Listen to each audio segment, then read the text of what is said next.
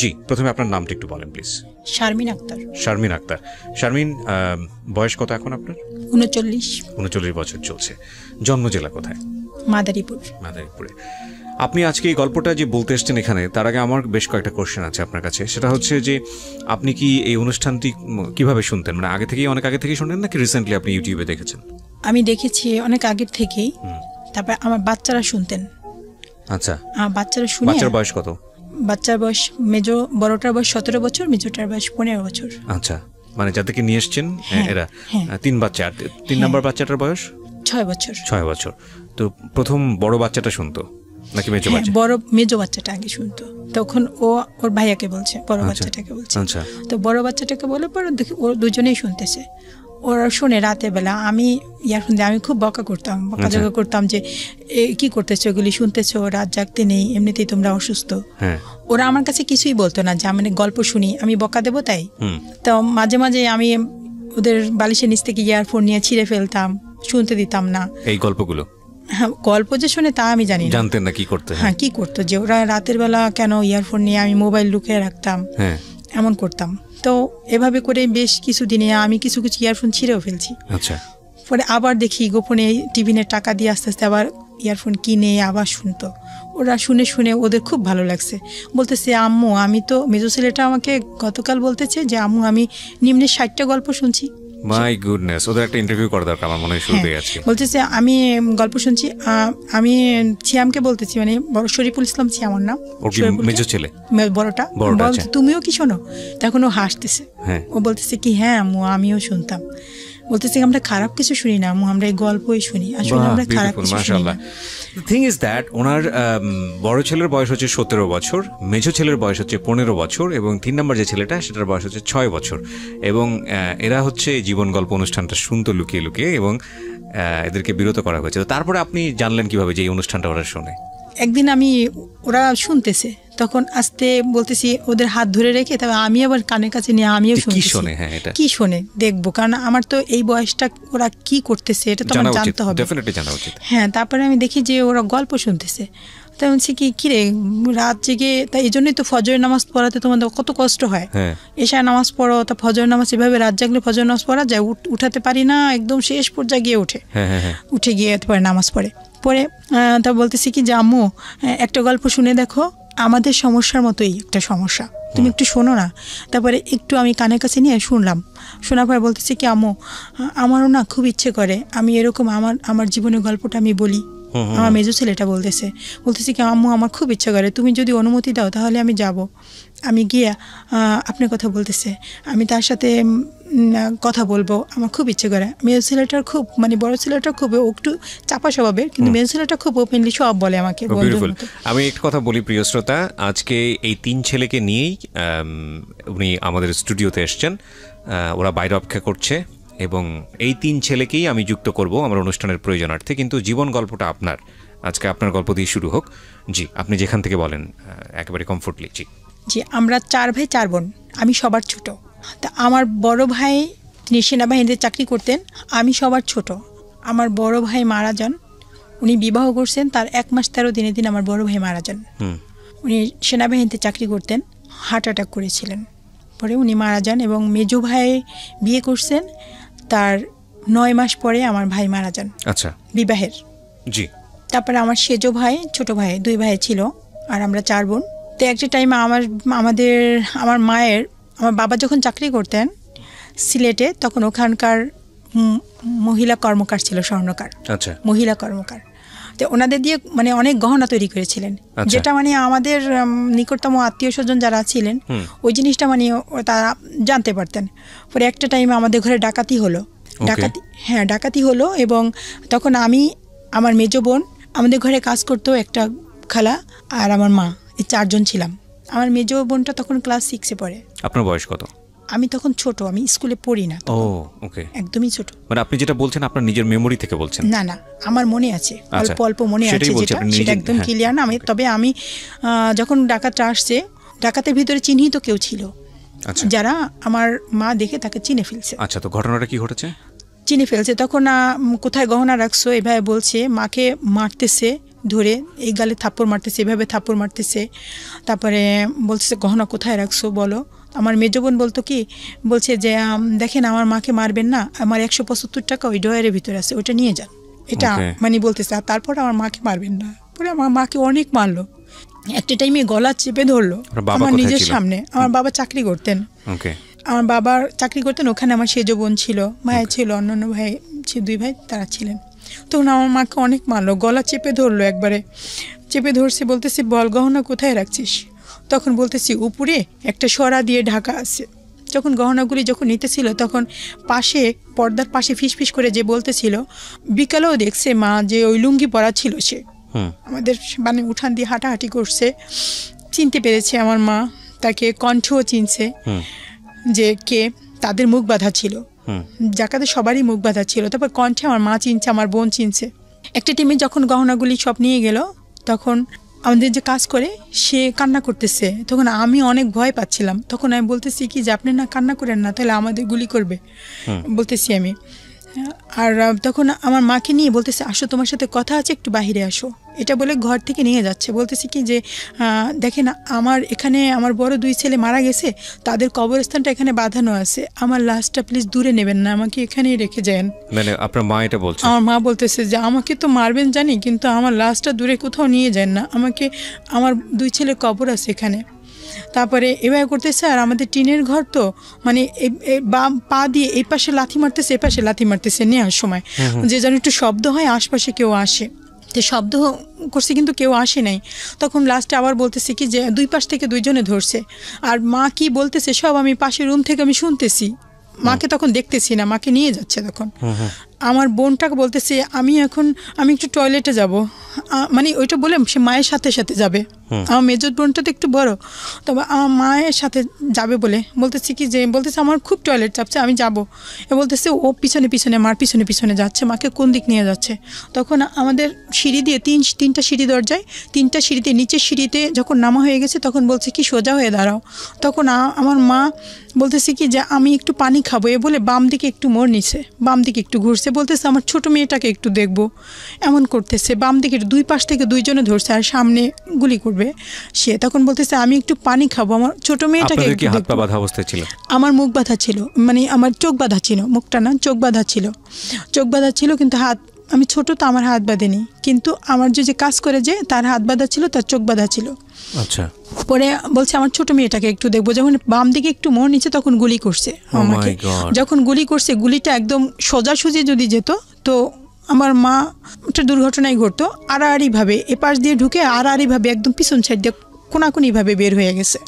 এবং তখন পিছনে হাত বাঁধা ছিল, এই অবস্থায় ফালে রেখে তারা চলে গেছে। আর হ্যাঁ, ওরা ভাবছে যে মারা গেছে, ওরা চলে গেছে। তখন আমার বোন জোরে চিৎকার করতেছে, আর ওই যে আমাদের কাজে বটে সেও দৌড়ে বের হয়েছে, চিৎকার করতেছে, মাকে ধরছে। তখন আশপাশের লোকজন তখন চলে আসে, এভাবে রক্ত উপর থেকে উঠতেছে, এভাবে রক্ত, পিছে হাত বাঁধা, ওটা আর কেউ খেয়াল করেনি। সে রক্ত কীভাবে করবে ওইটাই চেষ্টা করতেছে।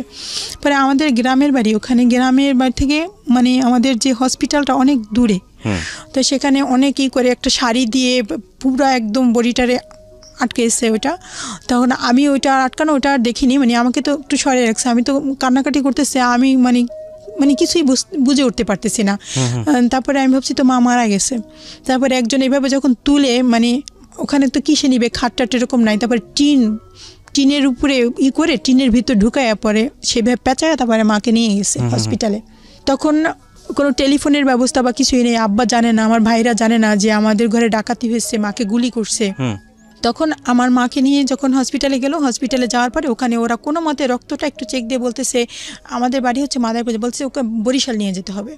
তখন আব্বা বরিশালেই চাকরি করতেন, বরিশাল জেলখানায় চাকরি করতেন আমার আব্বা। আচ্ছা, জেল পুলিশ ছিলেন আর কি। তখন ওখানে আমার বাবা ওখানে, তো মাকে ওখানে নিয়ে গেছে। এর আগে মুহূর্তে যখন এই হসপিটাল নিয়েছে তখনই একজন আবার চলে গেছে বরিশালে গাড়িতে উঠে, গিয়ে আমার বাবাকে খবরটা বলছে। বলার পর সে আবার সাথে সাথেই আবার চলে আসতেছিল। তখন আর ফোনের ব্যবস্থা ছিল না, সে এক গাড়িতে আসতেছে, আমার মাকে নিয়ে অন্য গাড়িতে আবার যাচ্ছে। তখন হসপিটালে নিয়ে যাওয়ার পরে বাবা যখন শুনলো যে আয়শা যা আমার মাকে নিয়ে গেছে, তখন আবার সে চলে গেছে। গিয়ে তাকে ডাক্তার দেখানোর পরে 3 মাস মেডিকেলে ছিল, থাকার পরে তা মা কিছুটা একটু সুস্থ হলো, মানে গুলি করছে এই সাইডটা একদম পুড়ে গেছে, আর বাম হাতটা শক্তি পেত না, এই হাত দিয়ে মানে এমনভাবে আটকানো ছিল বাধা পিছনে, একেবারে বামটা একদম অবশ হয়ে গেল, বাম হাত দিয়ে কিছু করতে পারতো না। তো অনেক দিন এইভাবে করে করে পরে এক টাইমে মা সুস্থ হলো। পরবর্তীতে যখন আমার মা জানতেন যে কারা এই ঘটনাটা ঘটেছে, তখন তারাই বাদী হয়ে থানায় মামলা দিছে, যে তাদের শত্রু থাকতে পারে না, বলছে অমক অমক এভাবে নাম করে মামলা দিয়েছে। মামলা দেওয়ার পর তখন আমার মাকে যখন সুস্থ হওয়ার পরে মাকে যখন দাঁড়া করাইছে যে এরা কি আপনাকে গুলি করছে, এরা কি ডাকাতের এখানে ছিল? তারপরে আমার মা বলছে ওরা যারা ছিল তারা কেউই ছিল না ওখানে, মানে ওরা নির্দোষ। তখন আমার মা বলছে কি আমার চোখ বাঁধা ছিল আর এরা কেউ ছিল না, আমার মনে পড়ে না, আমি কিছু দেখিনি, এটা বলছে। না বলছে সে, আমার বোন না বলছে। তখন ওদের কিছু হয়নি। পরবর্তীতে আর কি হয়েছে, মানে ওটা মামলাটা করেছিল কে? মামলাটা করেছিল যারা এই ঘটনাটা ঘটাইছে ওরাই, আমাদের নিজেদের আত্মীয় না। মামলা তো আপনাদের জায়গা থেকে হওয়ার কথা। হ্যাঁ, তো মামলা ওরা কেন করবে? ওরা আমাদের যে রক্তের আত্মীয়, আমাকে বাবা তো এখানে ছিল না। আপনারা যেহেতু চোখে দেখেননি, কিন্তু আপনারা গেস করেছেন যে এই আত্মীয়ের মধ্যে কেউ একজন করেছে, হয়তো নিশ্চিত আপনাদের জায়গা থেকে, কিন্তু আপনারা যেহেতু চোখে দেখেননি, সুতরাং তো আপনারা মনে করছেন যে এরাই নিজেরাই আগ বাড়িয়ে গিয়ে মামলা করেছে যাদের নিজেদেরকে সেভ করার জন্য। ওকে। তারপরে তখন ওদের আর কিছু হলো না। পরে আমার ভাই বাবা এরা বললো যে আমরা এখানে থাকবো না, মানে ওখানে ওই বাড়িতে আর থাকবে না। একটা টাইমে আমরা ওই বাড়ি থেকে আমরা মানে একটু সদরের দিকে, মানে ওটা তো ইউনিয়ন, এখন তো পৌরসভা হয়েছে, আগে একটু উপজেলা ওখানেই ছিল, একটু পূর্বায়ের দিকে, ওখানে আমরা ওই বাড়ি ছেড়ে আমরা এখানে বাড়িতে চলে আসি। নতুন একটা আমার বাবা পেনশনে আসছে, তখন পেনশনের টাকা দিয়ে তখন ওই জায়গা কিনে ওখানে আবার আমরা একটা হিন্দু বাড়ি, ওই জায়গা কিনে ওখানে আমরা ঘরটার করে এখন বর্তমানে যেখানে আসি আর কি। তারপরে ওখানে আসার পরে আমার 3 বোনের, মেজো বোনের বিবাহ হলো। বিয়ের পরে আমার সেজো বোনের বিয়ে হলো, তখন আমি অনার্স ফার্স্ট ইয়ার। তখন আমার সেজো বোনের বিয়ের পরে আমার বড় বর্তমানে যে সেজো ভাই আর কি, সেজো ভাইটাও মারা গেছে। সেজো ভাইয়ের ছেলে গাড়ি অ্যাক্সিডেন্ট, রাস্তার পাশে গাড়ি, আমি কলেজ থেকে আসছি, আসার পরে ও আবার বিস্কিট কিনতে রাস্তায় গেছে, তখন একটা মাইক্রো এসে ওকে জোরে ধাক্কা মারলো, তখন ওপরে গিয়ে মাথার একদম 2 ভাগ হয়ে গেছে। তখন আমি ওড়না দিয়ে ওকে মাথাটা এভাবে চাপ দিয়ে ধরে আমি হসপিটালে নিয়ে গেছি, ওকে হসপিটালে নিয়ে গেছি। যখন একটা ভ্যান আছে না, ভ্যানের উপর বসাই আমি দেখছি যে ও মানে চিৎকার বলতেছে যে আয় হায় বলছি, পর কে মারা গেছে, তা আমি ভাবছি অন্য কেউ হবে, আমার ভাইয়ের ছেলে, আমি বুঝতে পারিনি। আমি যখন লোকের ভিড়ে যখন দেখি যে আমার ভাইয়ের ছেলে, আমি সৈকত বলে জোরে চিৎকার মেরে ওকে তখন আমি বুকে জড়াই ধরে তখন আমার ওড়না দিয়ে চেপে ধরছি, ওর মাথাটা চেপে ধরে আমি যখন হসপিটালে নিয়ে যাচ্ছি, তখন যাওয়ার পথে আমার কোলের ভিতরেও মারা গেছে।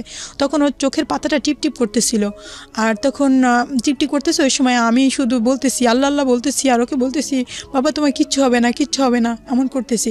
তখন ও আমার কোলের ভিতর পায়খানা করে দিছে, কান দিয়ে নাক দিয়ে রক্ত বের হয়ে গেছে, ওই সময় ও মারা গেছে, কিন্তু আমি এটা বুঝতে পারিনি। তখন হসপিটালে নিয়ে যাই, তখন হসপিটালে ডাক্তার ওকে দেখে বলে যে ও মারা গেছে।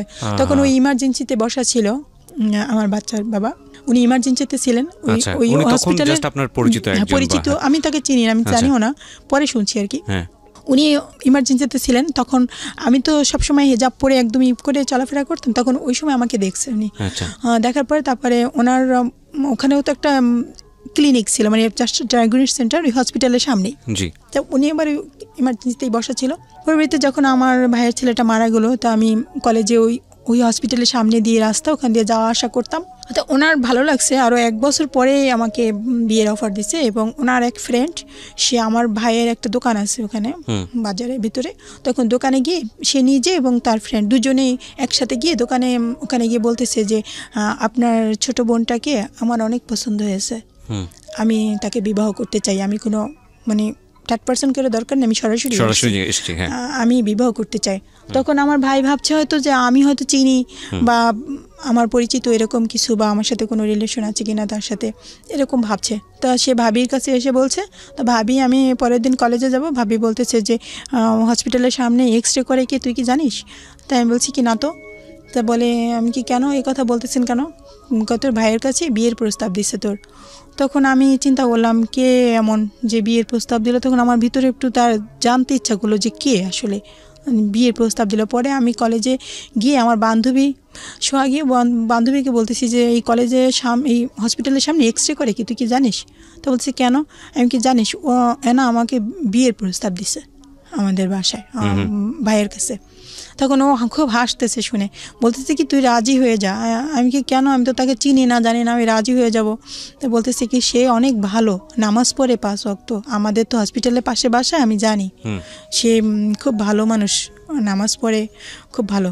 তা আমি বলছি যে, তারপরে এটা বলছে, বলার পরে কিছুদিন যাওয়ার পরে তখন আমার ভাইয়ের ভিডিও হয়ে আমাদের বাড়িতে চলে গেছে। আচ্ছা, গিয়ে বলতেছে, তারপরে আমার বাড়িতে যাওয়ার পরে আমার মেজো বোন তখন ছিল, মেজো বোন বলছে যে ও তো আমাদের সবার ছোট, তা আমরা চাচ্ছি যে ও আরও পড়াশোনাটা শেষ করুক, তারপরে আমরা ওকে বিয়ে দেব, এত তাড়াতাড়ি ওকে আমরা বিয়ে দেব না, এটা বলছে আমার মেজো বোন। তখন আমার মেজো বোন চাচ্ছিল যে ভালো সরকারি চাকরি করে বা কোনো ভালো ইসের সাথে মানে বিয়ে হবে, এরকম কিছু, যে সে ওখানে ক্লিনিক কি না কি, মানে এর পছন্দ হয়নি আর কি। সে বলছে যে না, আমরা এখন আত্মীয় করবো না, ও পড়াশোনা শেষ করুক, ও আমাদের সবার ছোট, ও পড়াশোনাও অনেক ভালো, এই জন্য ওকে এখন বিয়ে দেবো না আমরা। তখন কিসে পড়ছিলেন? আমি অনার্স সেকেন্ড ইয়ারে পড়ছিলেন। হ্যাঁ, তারপর তখন উনি করলো কি, ওই হসপিটাল প্লাস আমার কলেজটা একটু কাছাকাছি আর কি। তো কলেজের যে টিচাররা, তার সাথে মানে সন্ধ্যার পরে ক্যারাম বোর্ড খেলতো, বেশ পরিচয় ছিল তার। তো এক টিচারের কাছে, আমাদের ডিপার্টমেন্টের এক টিচার আর ভূগোল ডিপার্টমেন্টের এক টিচার ছিল, ওনার সাথে মানে বলতেছি কি যে আপনাদের এই রাষ্ট্রবিজ্ঞান ডিপার্টমেন্টের এই নামে আমার অনেক পছন্দ, আমি তাকে বিবাহ করতে চাই, এবার বাড়িতে প্রস্তাব দেওয়া হয়েছে, কিন্তু তারা মানে দেবে না বলে এভাবে বলে দিছে, ওরা দেবে না বলেই, কিন্তু আমাকে একটু হেল্প করেন, আমাকে অনেক পছন্দ, ওকে আমি বিয়ে করব। কারণ ও সবসময় হেজাব পরে যায় এখান দিয়ে, কখনো একটু দোকানের দিকে কোনো দিকে তাকায় না, মাথা নিচু করে চলে যায়, আবার নিচু করে আসে, এটা আমার অনেক ভালো লাগছে, আমার ফ্যামিলিতে এটা খুব পছন্দ, আমার ফ্যামিলি তো ইসলামিক ফ্যামিলি, কিন্তু আমাকে অনেক ভালো লাগছে। এটা বলার পরে তখন আমি আমাদের সে রাষ্ট্রবিজ্ঞান ডিপার্টমেন্টে আমি বসা, তো আমার স্যার আমাকে ডাক দিচ্ছে, একটু আসো তো এদিকে, গেটে গিয়ে। তো আমি আসছি, তারপরে বলতেছি কি আসো এদিকে, আমাকে নিয়ে যাচ্ছে, সিঁড়ি দিয়ে নিচে যখন নামবে তখন দেখি যে নিচে দাঁড়ানো। তখন আমি ওটা দেখে আমি বলতেছি কি স্যার, আপনি আমাকে কী জন্য ডাকতেছেন?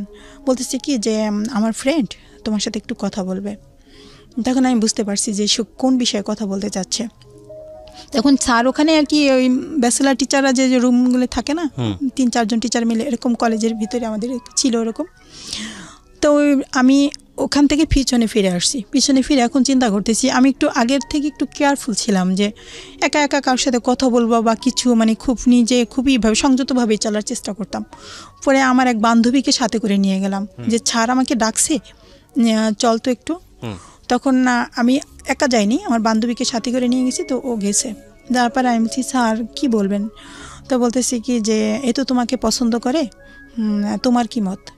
তা আমি বলছি স্যার আপনি তো আমার টিচার, আর এই কলেজে বিভিন্ন জায়গার থেকে ছেলে মেয়েরা আসে, আর আমি সবসময় কিভাবে চলাফেরা করি স্যার আপনি তো জানেন, তা আমাকে আজকে এখানে একা একা ডাকছেন, কথা বলবো, এটা অনেকে দেখলে আমাকে খারাপ মনে করবে যে এই মেয়েটা ওই ছেলের সাথে এভাবে কথা বলে, আপনাকেও বলবে আর আমাকেও বলবে। স্যার আমাকে দয়া করে মাফ করে দেন, আমি এখানে বেশি কথা বলতে পারবো না, আমি চলে যাই।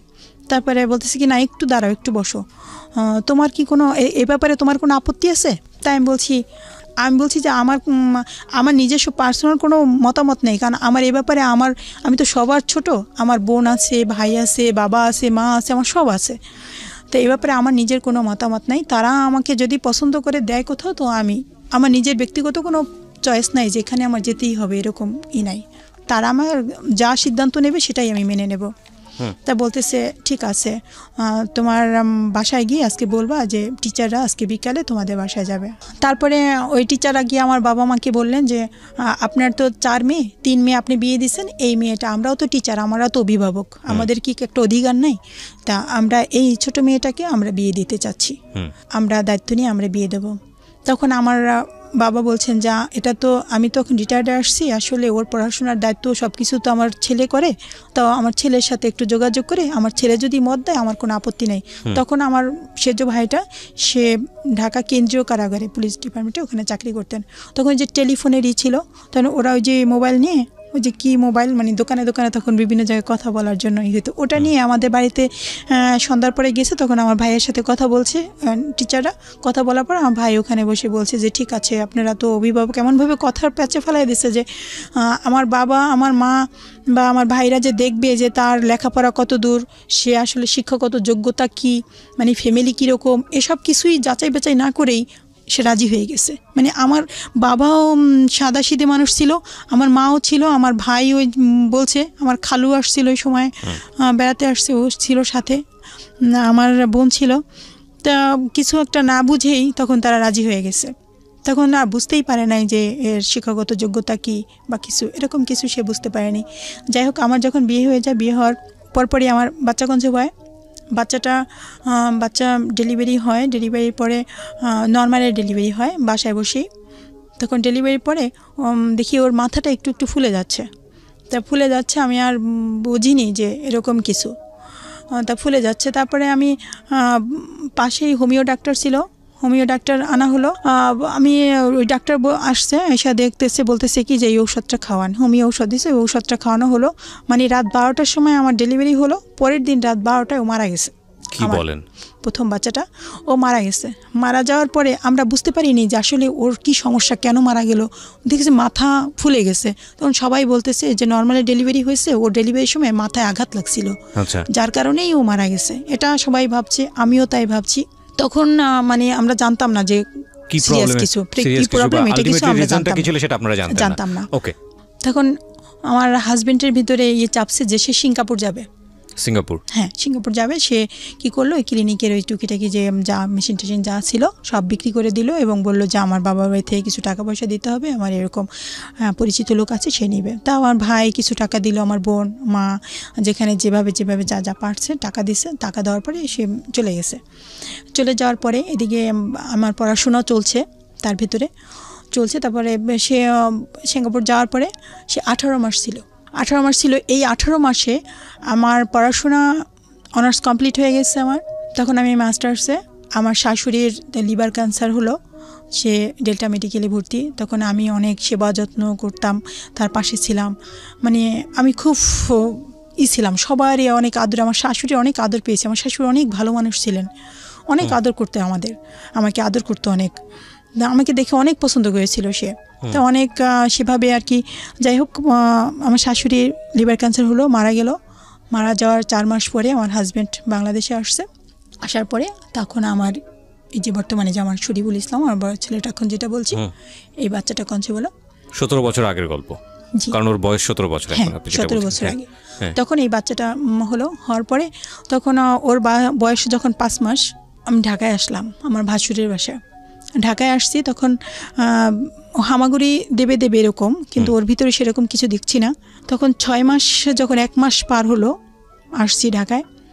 আমার ভাসুরের বাসায় বেশ কিছুদিন ছিলাম, 3 মাস ছিলাম।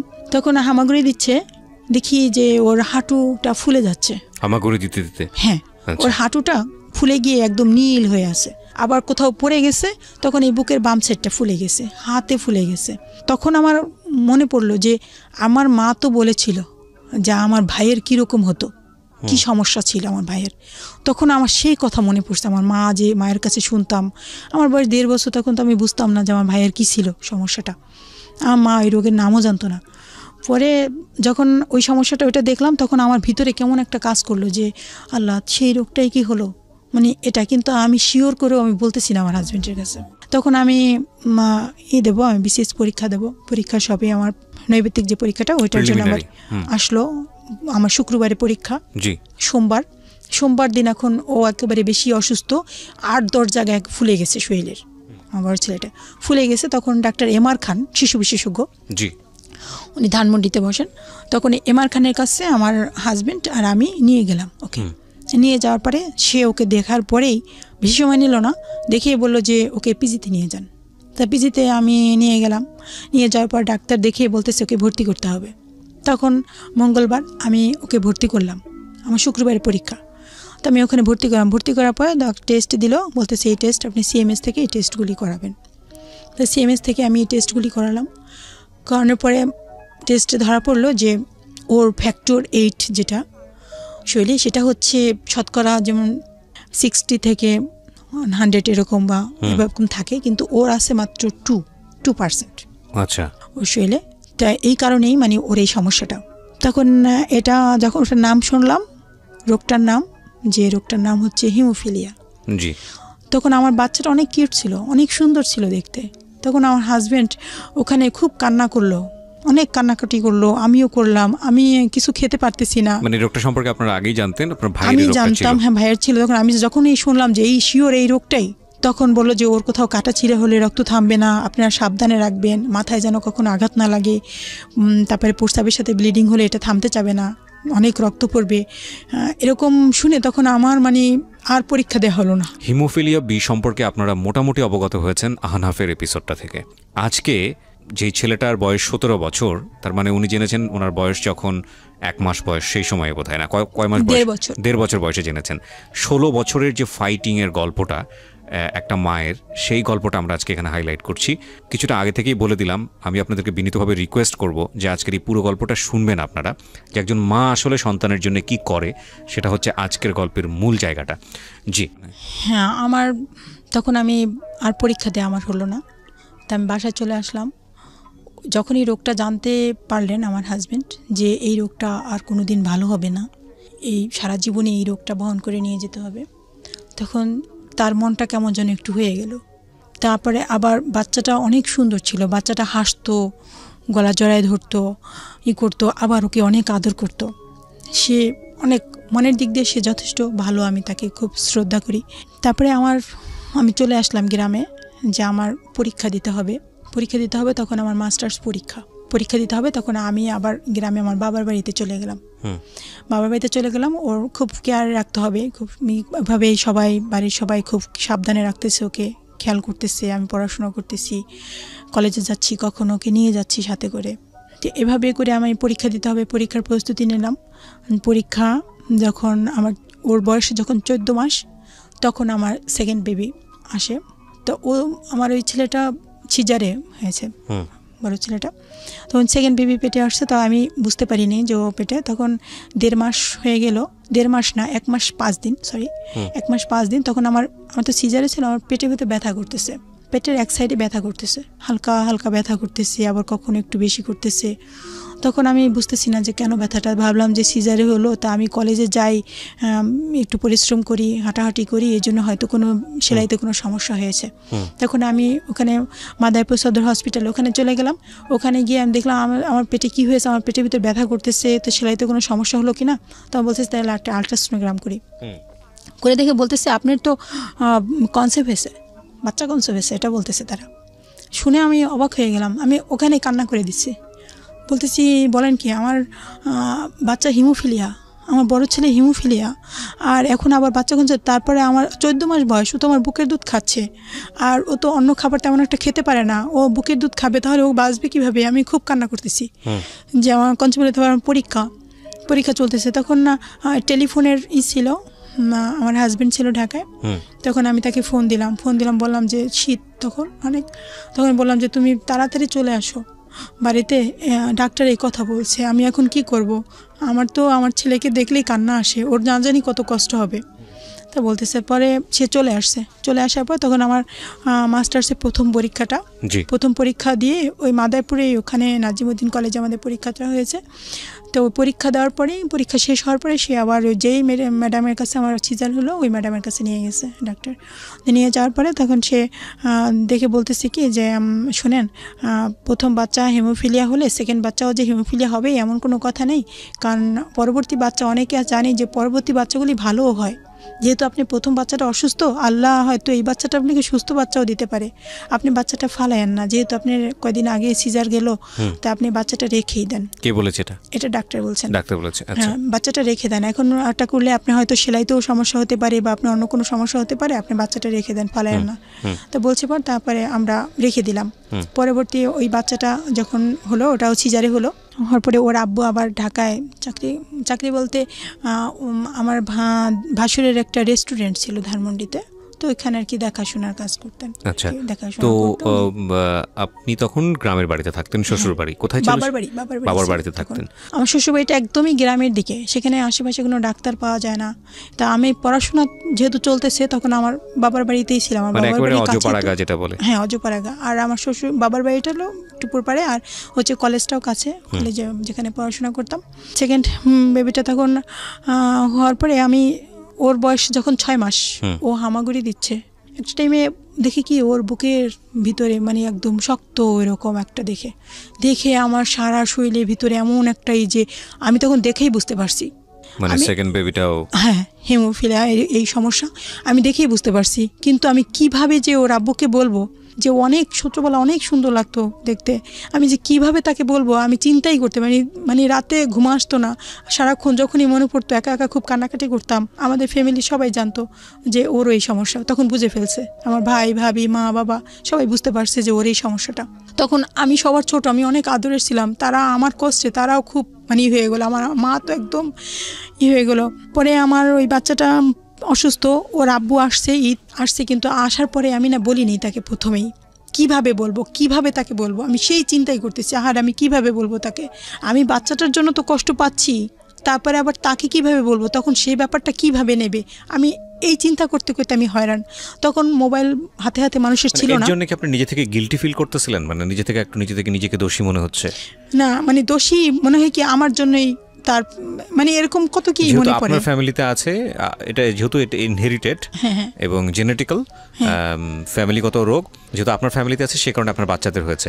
তো প্রথম বাচ্চার হয়েছে সেটা তো বাবা মন খারাপ করেছে। দ্বিতীয় বাচ্চাটাতে না হওয়ার কথা ছিল, যেহেতু আপনার ফ্যামিলিতে এরকম যে একটার হয়েছে আরেকটার হয়নি, এরকম ঘটনা আছে।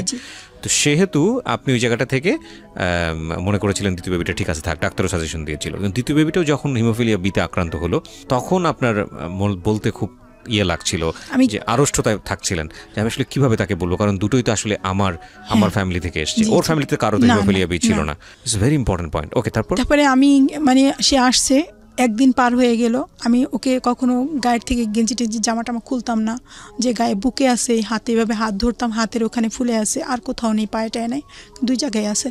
তখন আমি ঈদ, আমার শ্বশুরবাড়িতে নিয়ে যাবে আমাকে, ঈদের সময় সবাই আসবে শ্বশুরবাড়িতে, তখন আমাকে নিয়ে যাবে।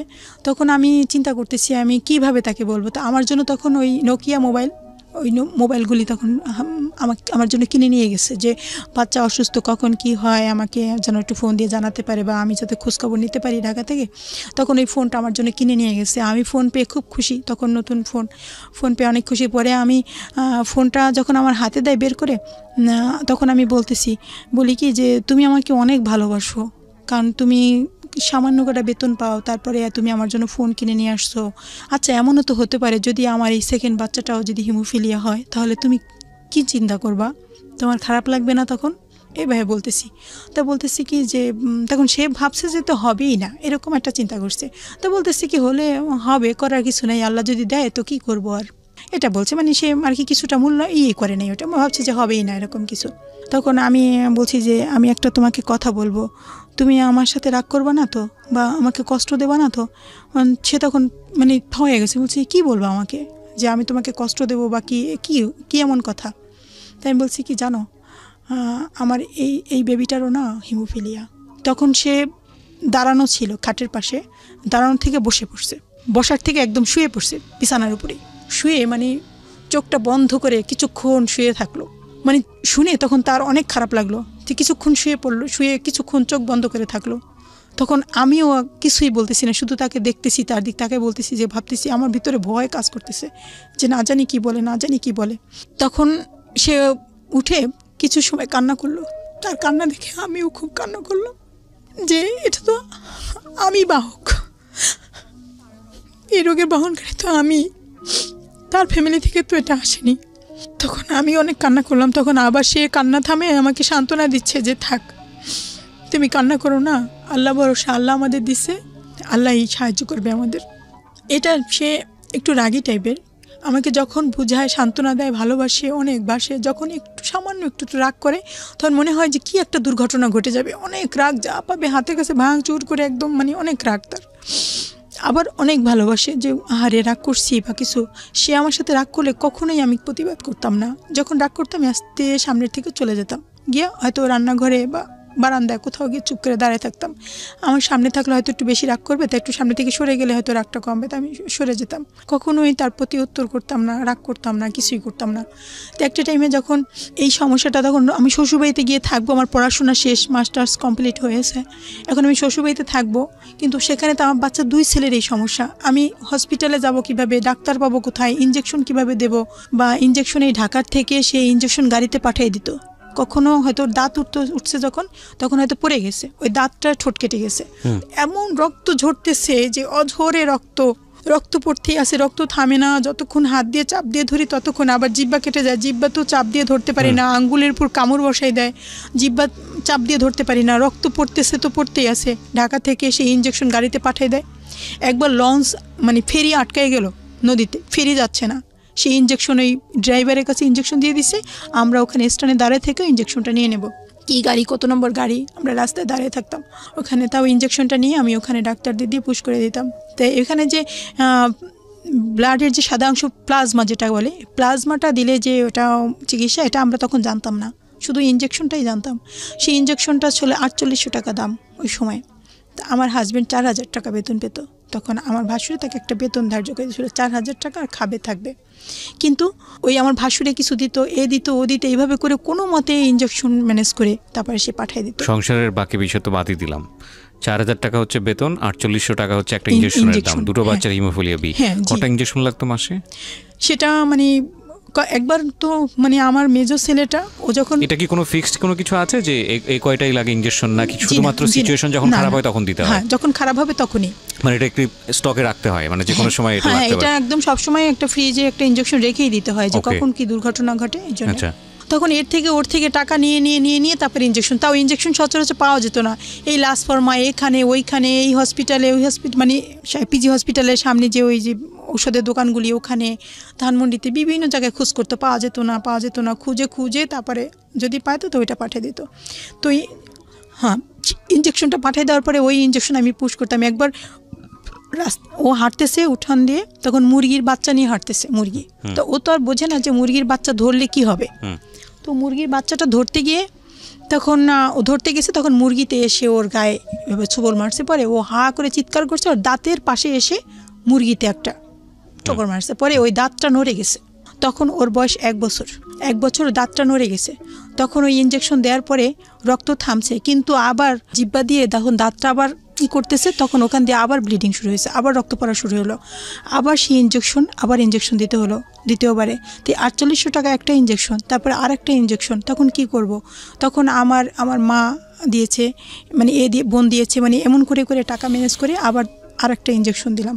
এমন করে তারপরে 7ম দিনে আবার ব্লিডিং শুরু, আবার রক্ত পড়া শুরু হলো ওই দাঁত দিয়ে। ওইটার দাঁতটা হতে না হতেই, মানে ছোট মানুষ, ও জিব্বা দিয়ে নাড়া দিচ্ছে, আবার রক্ত পড়া শুরু হয়ে গেছে। তখন একটা পর্যায়ে কি করব, মানে ওর স্বাস্থ্য অনেক ভালো ছিল, আর ওর ভেইনও পাওয়া যেত না, ইঞ্জেকশনটা পুশ করতে অনেক কষ্ট হতো ওর। তখন ওকে ঢাকায় নিয়ে আসলাম। ঢাকায় নিয়ে এসে ওকে পিজি থেকে আবার টেস্ট করলাম। ওই টেস্ট করে ওই টেস্ট দিল, ওই টেস্ট করা হলো যে ওর পার্সেন্ট কত আছে, 1.7 ছিল ওর, আমার ওই বাচ্চার থেকেও কম। তো টেস্ট করার পরে তখন ওই ইঞ্জেকশন দিল, মানে ইঞ্জেকশন দেওয়ার পর তৃতীয় ইঞ্জেকশনটা দেওয়ার পরে তারপরে কিছুদিন মানে খুব সতর্কতার সাথে আস্তে আস্তে ওই জায়গাটা শুকিয়ে গেলো, ঔষধ খেলো, তারপরে ভালো হলো। পরে সিদ্ধান্ত নিল যে ওই সময় আমি কিছু জমি, আমার বাবা, এর আগে আমার বাবা মারা গেছেন, তার 3 মাস আগে বাবা মারা গেছেন ওই সমস্যার আগে। তখন আমার ভাই, মা, তারপরে সবাই বলছে যে তোমার শ্বশুরবাড়ি তো একদম গ্রামের দিকে, অজপাড়া গায়ে, তো এখানে কিছু জায়গা দিয়ে এখানে একটু ঘর তোলো, এখানেই থাকো, আমাদের এখানেই থাকো। পরে আমাদের বাবার বাড়িতেই মানে একটু জায়গা দিছে যে ঘর তোলার জন্য। তখন ওখানে আমার বাবার যে কিছু জমি, ওই জমিটা আবার বিক্রি করতে বললো, আমি যে একটা অংশ পাবো ওখানে ধানের জমিটা, ওই জমিটা বিক্রি করে ওখানে আর কি একটা ঘর তুললাম। তো ঘর তুলে ওখানেই আমি ছিলাম। তো এর মাঝে আবার আমার সেজ বোনের যে হিমোফিলিয়া পেশেন্ট ছিল, তার সেজ বোনের এক ছেলে হিমোফিলিয়া, কিন্তু তার হাজব্যান্ড স্বাভাবিকভাবে জিনিসটা মেনে নেয়নি। আমার ছেলের এরকম সমস্যা হচ্ছে, আমার দ্বিতীয় ছেলেরও এরকম সমস্যা, প্রথম ছেলের সমস্যা। তখন সে ভাবছে যে আমার ছেলের সমস্যা, আমি আবার বেবি নিলে আবার ওই ছেলেরও এই সমস্যা হবে, এটা চিন্তা করে সে বিবাহ করলো। গোপনে, সে কারো কাছেই বলেনি। বিবাহ করলো, বিবাহ করে তারপরে আমার বোনকে ডিভোর্স লেটার পাঠিয়ে দিল, আমার সেজ বোনকে। ডিভোর্স লেটার পাঠানোর পরে আমার সেজ বোনটা করলো কি, ওই ডিভোর্স লেটার পাঠানোর পরেই ও ওর বাচ্চা সহ ও শ্বশুরবাড়ি থেকে চলে আসছে সরাসরি আমার বাসায়, আমার কাছে আসছে। এসে বাচ্চাকে সাথে করে নিয়ে, হ্যাঁ বাচ্চাটাকে সাথে করে আমার বাসায় চলে এসে খুব কান্নাকাটি করতেছে। আমার মেজো বোন আসছে, বড় বোন সব আমার বাসায় আসছে। এসে বোন আমি আমার কাছে শেয়ার করতেছে, দেখ এরকম এরকম আমাকে ডিভোর্স যেটা পাঠিয়ে দিচ্ছে, তা আমার একটা ছেলে একটা মেয়ে, আমার এই 19 বছরের সংসার, আমার কি হবে। এসে মানে খুব কান্নাকাটি করতেছে। তখন আমারও খুব খারাপ লাগতেছে, আমার বোনদেরও খুব খারাপ লাগতেছে। আমার বোন বলতেছে যে এভাবে তো ওকে ছেড়ে দেওয়া যায় না, তো অন্যতর বিবাহ করছে করুক, কিন্তু ওকে ডিভোর্স দেবে কেন? মানুষের দুইটা বউ থাকতেই পারে। তো হ্যাঁ অসুস্থ, ঠিক আছে, তো সুস্থ বাচ্চা দরকার, তুই অন্য জায়গায় বিয়ে করছিস, এটা আমাদের সাথে শেয়ার করলেই হতো। তা আমরা এটা মেনে নিতাম, যেহেতু আমাদের এটা জেনেটিক সমস্যা, এটা আমরা মেনে নিতাম। তো পরবর্তীতে সে করলো কি, একটা মামলা দিয়ে দিল। যখন সে বিবাহ করছে, আমার সেজ বোনের হাজবেন্ড বিবাহ করার পরে প্রথমেই ওকে ডিভোর্স দেয়নি, ও তো গোপন ছিল, বিবাহটা গোপন ছিল। তো একটা টাইমে ও বিভিন্ন ধরনের কথা বলতো, তোকে এইবার ইবাদ খাওয়াবো, তাই এই সেই, তোকে তো কবেই তালাক দিয়ে দিছি, তুই যাস না কেন, এরকম কথা বলতো, অনেক কষ্ট দিয়ে কথা বলতো, ওগুলি আমাদের সাথে শেয়ার করতো। তো একটা টাইমে যখন আমার সেকেন্ড বাচ্চাটার ওই যে একটা মাসেই 3টা ইঞ্জেকশন লাগলো, তখন আমার হাজবেন্ডের মন অনেক খারাপ হয়ে গেল। তখন সে আমার সাথে ভালোভাবে আচরণ করতো না, আমার কাছ থেকে একটু দূরে দূরে থাকতো, আর বলতো যে তোমরা আমাকে ঠকাইছো, আমাকে কষ্ট দিছো, আমাকে ঠকাইছো, আমরা যাই না শুই না আমার সাথে এরকম করছো, তোমরা জানো যে তোমাদের ভিতরে এই রোগ, আমার কিছু বলো নাই, এ ধরনের কষ্ট দিত। আমার ভবিষ্যৎ কি, আমি কি নিয়ে থাকবো, এটা বলতো। আমার দুলাভাইয়ের কাছে বলতো, লোকজনের কাছে বলতো, ওরা আমার কাছে বলতো। তখন আমার অনেক মন খারাপ লাগতো, অনেক কষ্ট পেতাম। কিন্তু আমি তাকে বলিনি যে তুমি এর কাছে এটা বলছো, এটা করছো, আমি ধরা দিতাম না তাকে, আমি আমার মতোই থাকতাম, আমি কিছুই বলতাম না। বরং তাকে যে আমি ভালোবাসি আরও বেশি বেশি, মানে সে আমাকে ডাক দেওয়ার আগেই তার সামনে চলে যেতাম, মানে সে কিছু বলার আগেই সামনে থাকতাম, কিছু বলবে মানে এটা সুযোগ ছিল না, মানে করতাম না। তো আমার ওই ছোটো বাচ্চা তারপরে আমি ওখানে একটা কিন্ডারগার্টেন স্কুলে মাস্টারি করি, যে ওই ছোটো অসুস্থ বাচ্চা নিয়ে আমি কোথায় চাকরি করতে যাব, ওদের কে দেখবে। তখন আমার বড় বাচ্চাটা যে 17 বছর বয়স, ওকে স্কুলে দিতে হবে। তো স্কুলে যেহেতু হিমোফিলিয়া, ধাক্কা লাগে না কি, আমি ওখানে টিচার থাকলে আমি একটু দেখে রাখতে পারবো, কাছাকাছি থাকতে পারবো, যার কারণে ওখানে টিচার আমাকে ওখানে নিয়োগ নিয়ে নিল। তখন আমি ওখানে ক্লাস নিলাম, ওই বাচ্চাটা ওখানে ক্লাস নিলাম এবং টিউশনি করতাম। কিছু টাকাটা পেলে ও খুশি হবে, আমার হাজবেন্ডের কাছে টাকাটা এভাবে ধরে দিতাম, দেখো আমি এই টাকাটা পেয়েছি, এই আজকে তাকে খুশি রাখার চেষ্টা করতাম, খুশি রাখার জন্য আমি এটা করতাম। আবার আমার মা কিছু টাকা দিতেন, আমার বাবা মারা গেছে, পেনশনের টাকা। এদিকে তো আবার একটা দুর্ঘটনা ঘটলেও, যেটা আপনার বোনের ক্ষেত্রে হলো, যে তার ডিভোর্সটা হয়ে গেল। আপন বোন তো না? হ্যাঁ আপন বোন। মানে ওইটাও একটা আতঙ্ক কাজ করতো, না জানি কি একটা হয়ে যায়। আমি সবসময় আতঙ্কে ছিলাম যে না জানি কিরকম হয়ে যায়, আমাকে কখন যেন কি করে, মানে এরকম আমার ভিতর সবসময় আতঙ্ক কাজ করতো, সবসময় মানে খুব আমি কেয়ারে থাকতাম ব্যাপারটা নিয়ে। আমি তাকে বেশি মানে আরও বেশি ভালোবাসার চেষ্টা করতাম। তারপরে বাচ্চা যখন এই সমস্যা, তখন আমি চিন্তা করলাম যে কী করা যায়।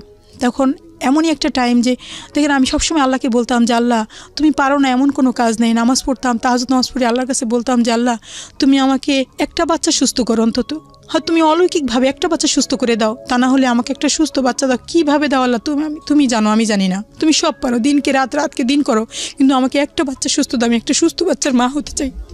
একসময় আমার সেজ বোন বলে কি যে ফরিদপুরের ওইদিকে নদীর পাড়ে বাড়ি, এক মহিলা ওই ভিক্ষা করতে আর কি আসতো, মাঝে মাঝেই আসতো, মানে একদিন পর পরে আসতো। তো ওই মহিলা, মুরব্বী মহিলা, অনেক বয়স মহিলাটার মাথায় টিউমার ছিল। তো আসতো, গ্রামে আসতো। তখন ওই মহিলাটার একটা মেয়ে, বড় মেয়ে, তার প্রথম বিবাহ হয়েছে। বিবাহ হওয়ার পর একটা কন্যা সন্তান হওয়ার পরে তো ওই কী কারণে যেন স্বামীর সাথে ওনার ডিভোর্স হয়ে গেছে ওই মেয়েটার, ওই মহিলার বড় মেয়েটার বিবাহ হয়ে মানে ডিভোর্স হয়ে যাওয়ার পরে তখন ওই মেয়েটা কী করলো, ওই যে নাতিটা, ওই তার একটা মেয়ে ছিল আর কি, বিবাহ করার পরে ওই মহিলাটা মেয়ে হলো, মেয়ে সহই ডিভোর্স দিয়ে দিছে। দেওয়ার পরে তো ওই নাতিটা ওই মহিলার কাছেই থাকতো। থাকার পরে ওই তার মেয়েটা ঢাকা গার্মেন্টসে চাকরি করতো, আচ্ছা কোথায় যেন চাকরি করতো। চাকরি করার পরে একটা টাইমে একটা ছেলের সাথে তার পরিচয় হলো। পরিচয় হওয়ার পরে তাদের বাড়ি হচ্ছে ফরিদপুরে, নদীর পাড়ে আর কি, একই এলাকায়। তো ওই যখন পরিচয় হওয়ার পরে ওরা একা একা বিয়ে করছে। আচ্ছা, বিয়ে করার পরে তা ওই যেহেতু ওর আগে বিয়ে আছে, একটা বাচ্চা আছে, এটা ওর ফ্যামিলি মানে নেই। তারপরে মহিলাটা যখন 6 মাসের বাচ্চা পেটে, ওই এই বাচ্চাটা আর কি 6 মাসের পেটে, তখন সে বাড়িতে গেল। বাড়িতে যাওয়ার পরে একটা টাইমে বিবাহ নিয়ে অনেক বড় ভাই তারপরে মা তাদের সাথে অনেক গন্ডগোল হলো। তোর বউ নিয়ে কোথায় যাবি, যা, এই বউ নিয়ে বাড়িতে আশ্রয় নেই, এরকম অনেক বকাঝকা এসে অনেক কিছু করলো। একটা টাইমে একটা মারামারি পর্যায়ে, রাতে মারামারি হলো আর কি, মারামারি পর্যায়ে তখন সে ওর হাজবেন্ড তখন স্ট্রোক করছে আর কি। স্ট্রোক করে তখন হসপিটালে নিয়ে গেছে। হসপিটালে নিয়ে যাবার একদম একটু মানে নিয়ে যাবে আর 2-3 মিনিট হলেই হয়তো হসপিটালে পৌঁছে যাবে, এই মুহূর্তে আর কি গাড়িতে বসেই মারা গেছে। আচ্ছা, ওই মহিলার হাজবেন্ড মারা যাওয়ার পরে তখন ওই মহিলাটা এখন বাচ্চা পেটে, এখন সে জীবিত থাকতেই মানে নাই, এখন তো আর কোনো মানার প্রশ্নই ওঠে না, এখন কি করবে। তখন ও একা একা বিবাহ করছে, আবার এই স্বামী মারা গেল এদিকে। তখন ওই যে ওর বাবার বাড়ির দিকে কেউকে মানে মহিলা জানাবে না যে তার এরকম হয়েছে, এক একজন এক এক কথা বলবে, এই বাচ্চা কোথা, স্বামী দেখলাম না, তার বাচ্চা আসলো থেকে, মানে এরকম কিছু বলবে। এই জন্য ওই গার্মেন্টসে ঢাকায় যে থাকতো, এখন সে সরাসরি ওই মহিলাটা যে বৃদ্ধ মহিলাটা সে তার বাড়িতে নিতে চাচ্ছে না, ওনারা গরিব, খুব ছোট একটা ঘর। তখন উনি ভিক্ষা করতো আর এক একজনের কাছে বলতো যে আমার মেয়েকে একটু সাহায্য করবেন, আমার মেয়ের বাচ্চা পেটে আর 2 মাস আছে, বাচ্চা হবে, এখন মেয়েটাকে আমি কোথায় রাখবো, কার কাছে রাখবো। তখন আমার বোন বলল কি যে তাহলে আপনি একটা কাজ করেন, আমার কাছেও সংবাদটা আসছে, আসার পরে আমার হাজব্যান্ডকে বলতেছি কি একটা মহিলা এরকম বাচ্চা পেটে, সে কিছু সাহায্য চাইতেছে, তার বাচ্চাটা ডেলিভারি হবে, হাজব্যান্ড মারা গেছে 6 মাসের পেটে থাকতে। তখন এই মহিলাটা এখন কিছু সাহায্যের জন্য বলতেছে আপা, তা আমি কি করব। তা বলতেছি কি তুমি আপাকে বলো যে একটা টাইমে বাসায় এসে কিছু চাল টাল বা টাকা টুকা যা থাকে একটু কিছু যা পারো তুমি দিয়ে দাও, মানে কেউ যদি সাহায্য চায় কিছু না কিছু দিতে হয়, তা তুমি যা পারো দাও কিছু। তারপরে আমি ওটা দিলাম, দেওয়ার পরে আমার বোনের সাথে আমি বলি কি যে আচ্ছা ওই মহিলাটা বলছে যে বাচ্চাটা কাউকে দিয়ে দেবে ডেলিভারি পরে। পরে আমি আমার বোনের সাথে শেয়ার করতেছি, বড় বোনের সাথে, যে আপা এই বাচ্চাটা যে দিয়ে দেবে, আচ্ছা এই বাচ্চাটা আমরা রাখতে পারি না, আমার তো 2 ছেলের হিমোফিলিয়া, এই বাচ্চাটা যদি আমরা রাখি তাহলে ভালো হয় না। তা আমার হাজবেন্ডের কথা বলতেছে, আল্লাহ, ও যে রাগী মানুষ, ও কি জীবনও মানবে, তা সে কখনো মানবে না। তখন আমিও তাই ভাবতেছি, কিন্তু আমার এমন একটা অবস্থা যে আমার হাজবেন্ডকে আমি এত ভালোবাসি যে আমি কোনো কিছু তার কাছে লুকাতে পারি না, আমি সব কিছু শেয়ার করি, তাকে সব বলে ফেলি। হয়তো চিন্তা করি যে এটা বলবো না, ওটা বলবো না, কিন্তু একটা টাইমে সে আমার সামনে আসলে তাকে আমি বন্ধুর মতো মনে করি, সব কিছু বলে ফেলি তাকে। তাহলে সে বাসায় আসার পরে তা আমি না তাকে বলতেছি, খাবার খাচ্ছে, তখন বলতেছি জানো ওই মহিলাটার বাচ্চাটা না দিয়ে দেবে কাউকে, আচ্ছা আমরা কি ওই বাচ্চাটা রাখতে পারি না, আমরা যদি বাচ্চাটা আনি আমাদের মতো করে রাখি তাহলে ভালো হয় না। তাই বলে কি, এখন আমার দিক তাকাইছে, বলে কি যে তোমার এমনিতেই 2 ছেলের এই সমস্যা, তুমি নিজেই এমনি সিজারে তোমার হয়েছে, তারপরে তুমি কি ওই পারবো এই বাচ্চা পালতে, কখনো আমি কি দেখো আমি পারবো, আল্লাহর কাছে সাহায্য চাইবো, কারণ ও তো একটা এতিম বাচ্চা, আমাদের নবীজিও তো 6 মাসের পেটে রেখে নবীজির বাবা মারা গেছে, তাহলে ও তো এতিম ছিল, তা আমরা সেই করে আমরা ওই বাচ্চাটাকে একটু লালন পালন করি, ও তো একটা এতিম, ওর বাবা জন্মের পরে ওর বাবাকে দেখবে না, তা আমরা এই বাচ্চাটা নিয়ে আসি। বলে কি আচ্ছা ঠিক আছে, যদি তুমি পারো তো আমার কোনো আপত্তি নেই, যদি তুমি পারো তো আমার কোনো আপত্তি নেই। মানে উনি পারমিশন দিয়েছেন। এটা কত সালের গল্প? এটা হচ্ছে 12 সালের, 2012 সালের গল্প। তখন আপনার ঘরে আপনার 2টো বাচ্চা, দুটোই হিমোফিলিয়া বিতে আক্রান্ত। বড় বাচ্চার নাম কি? শরীফুল ইসলাম সিয়াম। আর মেজোটার? সোয়াইবুল ইসলাম সওয়াল। আর তৃতীয় যেটা আপনি দত্তক নিয়ে নিলেন, ওর নাম কি? রাফিন ইসলাম। রাফিন ইসলাম। তার মানে ওনাকে আপনি দত্তক নিলেন একদম লিখিতভাবেই? হ্যাঁ, পরে ওই মহিলাটা আমার বোনের বাসায় নিয়ে আসছে থাকার জন্য, এখন তো স্থান দরকার, আমার বোনের বাসায় নিয়ে আসছে, বোন ওকে খাওয়াই দাওয়াই মানে যত্ন করতেছে যে ডেলিভারি হবে। তো একটা টাইমে ও নিয়ে আসছে মানে লিখিত একটা স্টাম্প, ওটা নিয়ে আসা ওই মানে ওই মহিলাটার মা, উনি দুজনে, ওনার তো স্বামী নেই, মারা গেছে। পরে আসা ইসলামে লিখিত যে আমার পেটে ছেলে হোক বা মেয়ে হোক, যে বাচ্চাই হোক, আমি অমুককে এটা দান করে দেব। তো আপনার ঘরেই তারপরে এই বাচ্চাটা আছে। এটার অত বড় লেন্দি স্টোরিতে আমরা নাই বা গেলাম, আমরা যতটুকু জানি যে ও আপনার ঘরে এখন আছে। বাচ্চার নামটা কি? রাফিন ইসলাম। রাফিন ইসলাম। এই 3 জনই আজকে এখানে এসছে। জি। এবং এখানে একটা কথা না বললেই নয়, যারা দর্শক আছেন এই ভিডিওতে, যারা দেখছেন ইউটিউবে, রাফিন এখন পর্যন্ত জানে না যে সে দত্তক, এবং এনাদেরকেই তিনি বাপ মা হিসেবে জানেন। তো ভিডিওর যে পার্টে আমরা তাকে প্রেজেন্ট করব, আমরা ওইভাবেই তাকে প্রেজেন্ট করব। সো প্লিজ এটা একটু আপনারা খেয়াল রাখবেন। শুধু সিচুয়েশন বোঝানোর জন্য আপনাদের সামনে পুরো পরিবারের পুরো বিষয়টাই এখানে উপস্থাপন করা হচ্ছে, যাতে করে কোনো বিষয় গোপন না থাকে আপনাদের কাছে, এবং দিন শেষে আপনাদেরই একটা বলা যেতে পারে নিজের জায়গা থেকে একটা চিন্তা ভাবনার বিষয়ে আসা উচিত, সেটাও আমরা বলবো। আমরা সব বিষয়ই ওপেন করছি এবং আশা করছি আপনারা শেষ পর্যন্ত দেখবেন মানে মা কি জিনিস হয় এবং জীবনের ফাইটটা আসলে কি। অনেকেই অনেক ফ্রাস্ট্রেটেড হয়ে যান না জীবন গল্প শোনার পরে? আমাকে অনেকেই বলেন যে ভাই আজকে থেকে নিজের গল্পটা মানে নিজের দুঃখটা ভুলে গেলাম। এরকম অনেক কমেন্টস আছে, দেখবেন ইউটিউবে গেলে পাবেন এরকম কমেন্টস। তো আমি শুধু এটাই বলতে চাই, যারা জীবনে মনে করেন কিছুই করতে পারলাম না, কিছুই হলো না, কিছুই পেলাম না, তারা আজকে এই ভদ্র মহিলার জীবন গল্পটা একটু শেষ পর্যন্ত শোনেন, তারপরে আমার মনে হয় যে নিজের দুঃখগুলো ভুলে যাবেন। ওকে। রাফিনের সেটা তখন হসপিটালে ডেলিভারি হলো, আমার বোন হসপিটালে নিয়ে গেল, নেওয়ার পর তারপরে আমি যে স্টামে লিখিত করলাম মানে ডেলিভারির আগে 5 দিন আগে, তখন আমি বললাম যে দেখেন এই যে তো আপনার বাচ্চাটাকে দান করে দিচ্ছেন, এই বাচ্চাটা আমি আপনার পিছনে খরচ হয়েছে, কিছু টাকা পয়সা, আবার ডাক্তার দেখানো হয়েছে, এগুলি থাক, কোনো সমস্যা নাই, এগুলো আপনার বাচ্চা যেহেতু আপনি নিয়ে যান, আপনি নিয়ে আপনিই রাখেন, আমার যে খরচটা হয়েছে এই জন্য আপনি কোনো কিছু দিলেন যে খরচ করছে এখন আমি দেবো না, এরকম কিছু, আপনার বাচ্চা যেহেতু আপনি নিয়ে যান, ডেলিভারি পেয়ে আমার কোনো আপত্তি নেই, আপনি আমি এখনও স্টাম্প ছিঁড়ে ফেলাই দিই, আমি স্টাম্প রাখবো না। তখন সেই মহিলা বলতেছে কি না আপা দেখেন আমার তো শ্বশুরবাড়ির দিক দিয়ে আমাকে জীবনও মানবে না, আর ওর বাবার কবরটা একদম নদীর পাড়ে, এতদিনে হয়তো ভেঙেও গেছে, আর বাবার কবরটাও হয়তো নদীতে ভেসে গেছে, আর আমি আমার বাবার বাড়িতে যে এই বাচ্চা নিয়ে যাব সেখানেও আমি মুখ দেখাতে পারবো না, বলবে যে এই বাচ্চার বাবা কোথায়, মারা গেছে, এটা কেউ বিশ্বাস করবে না।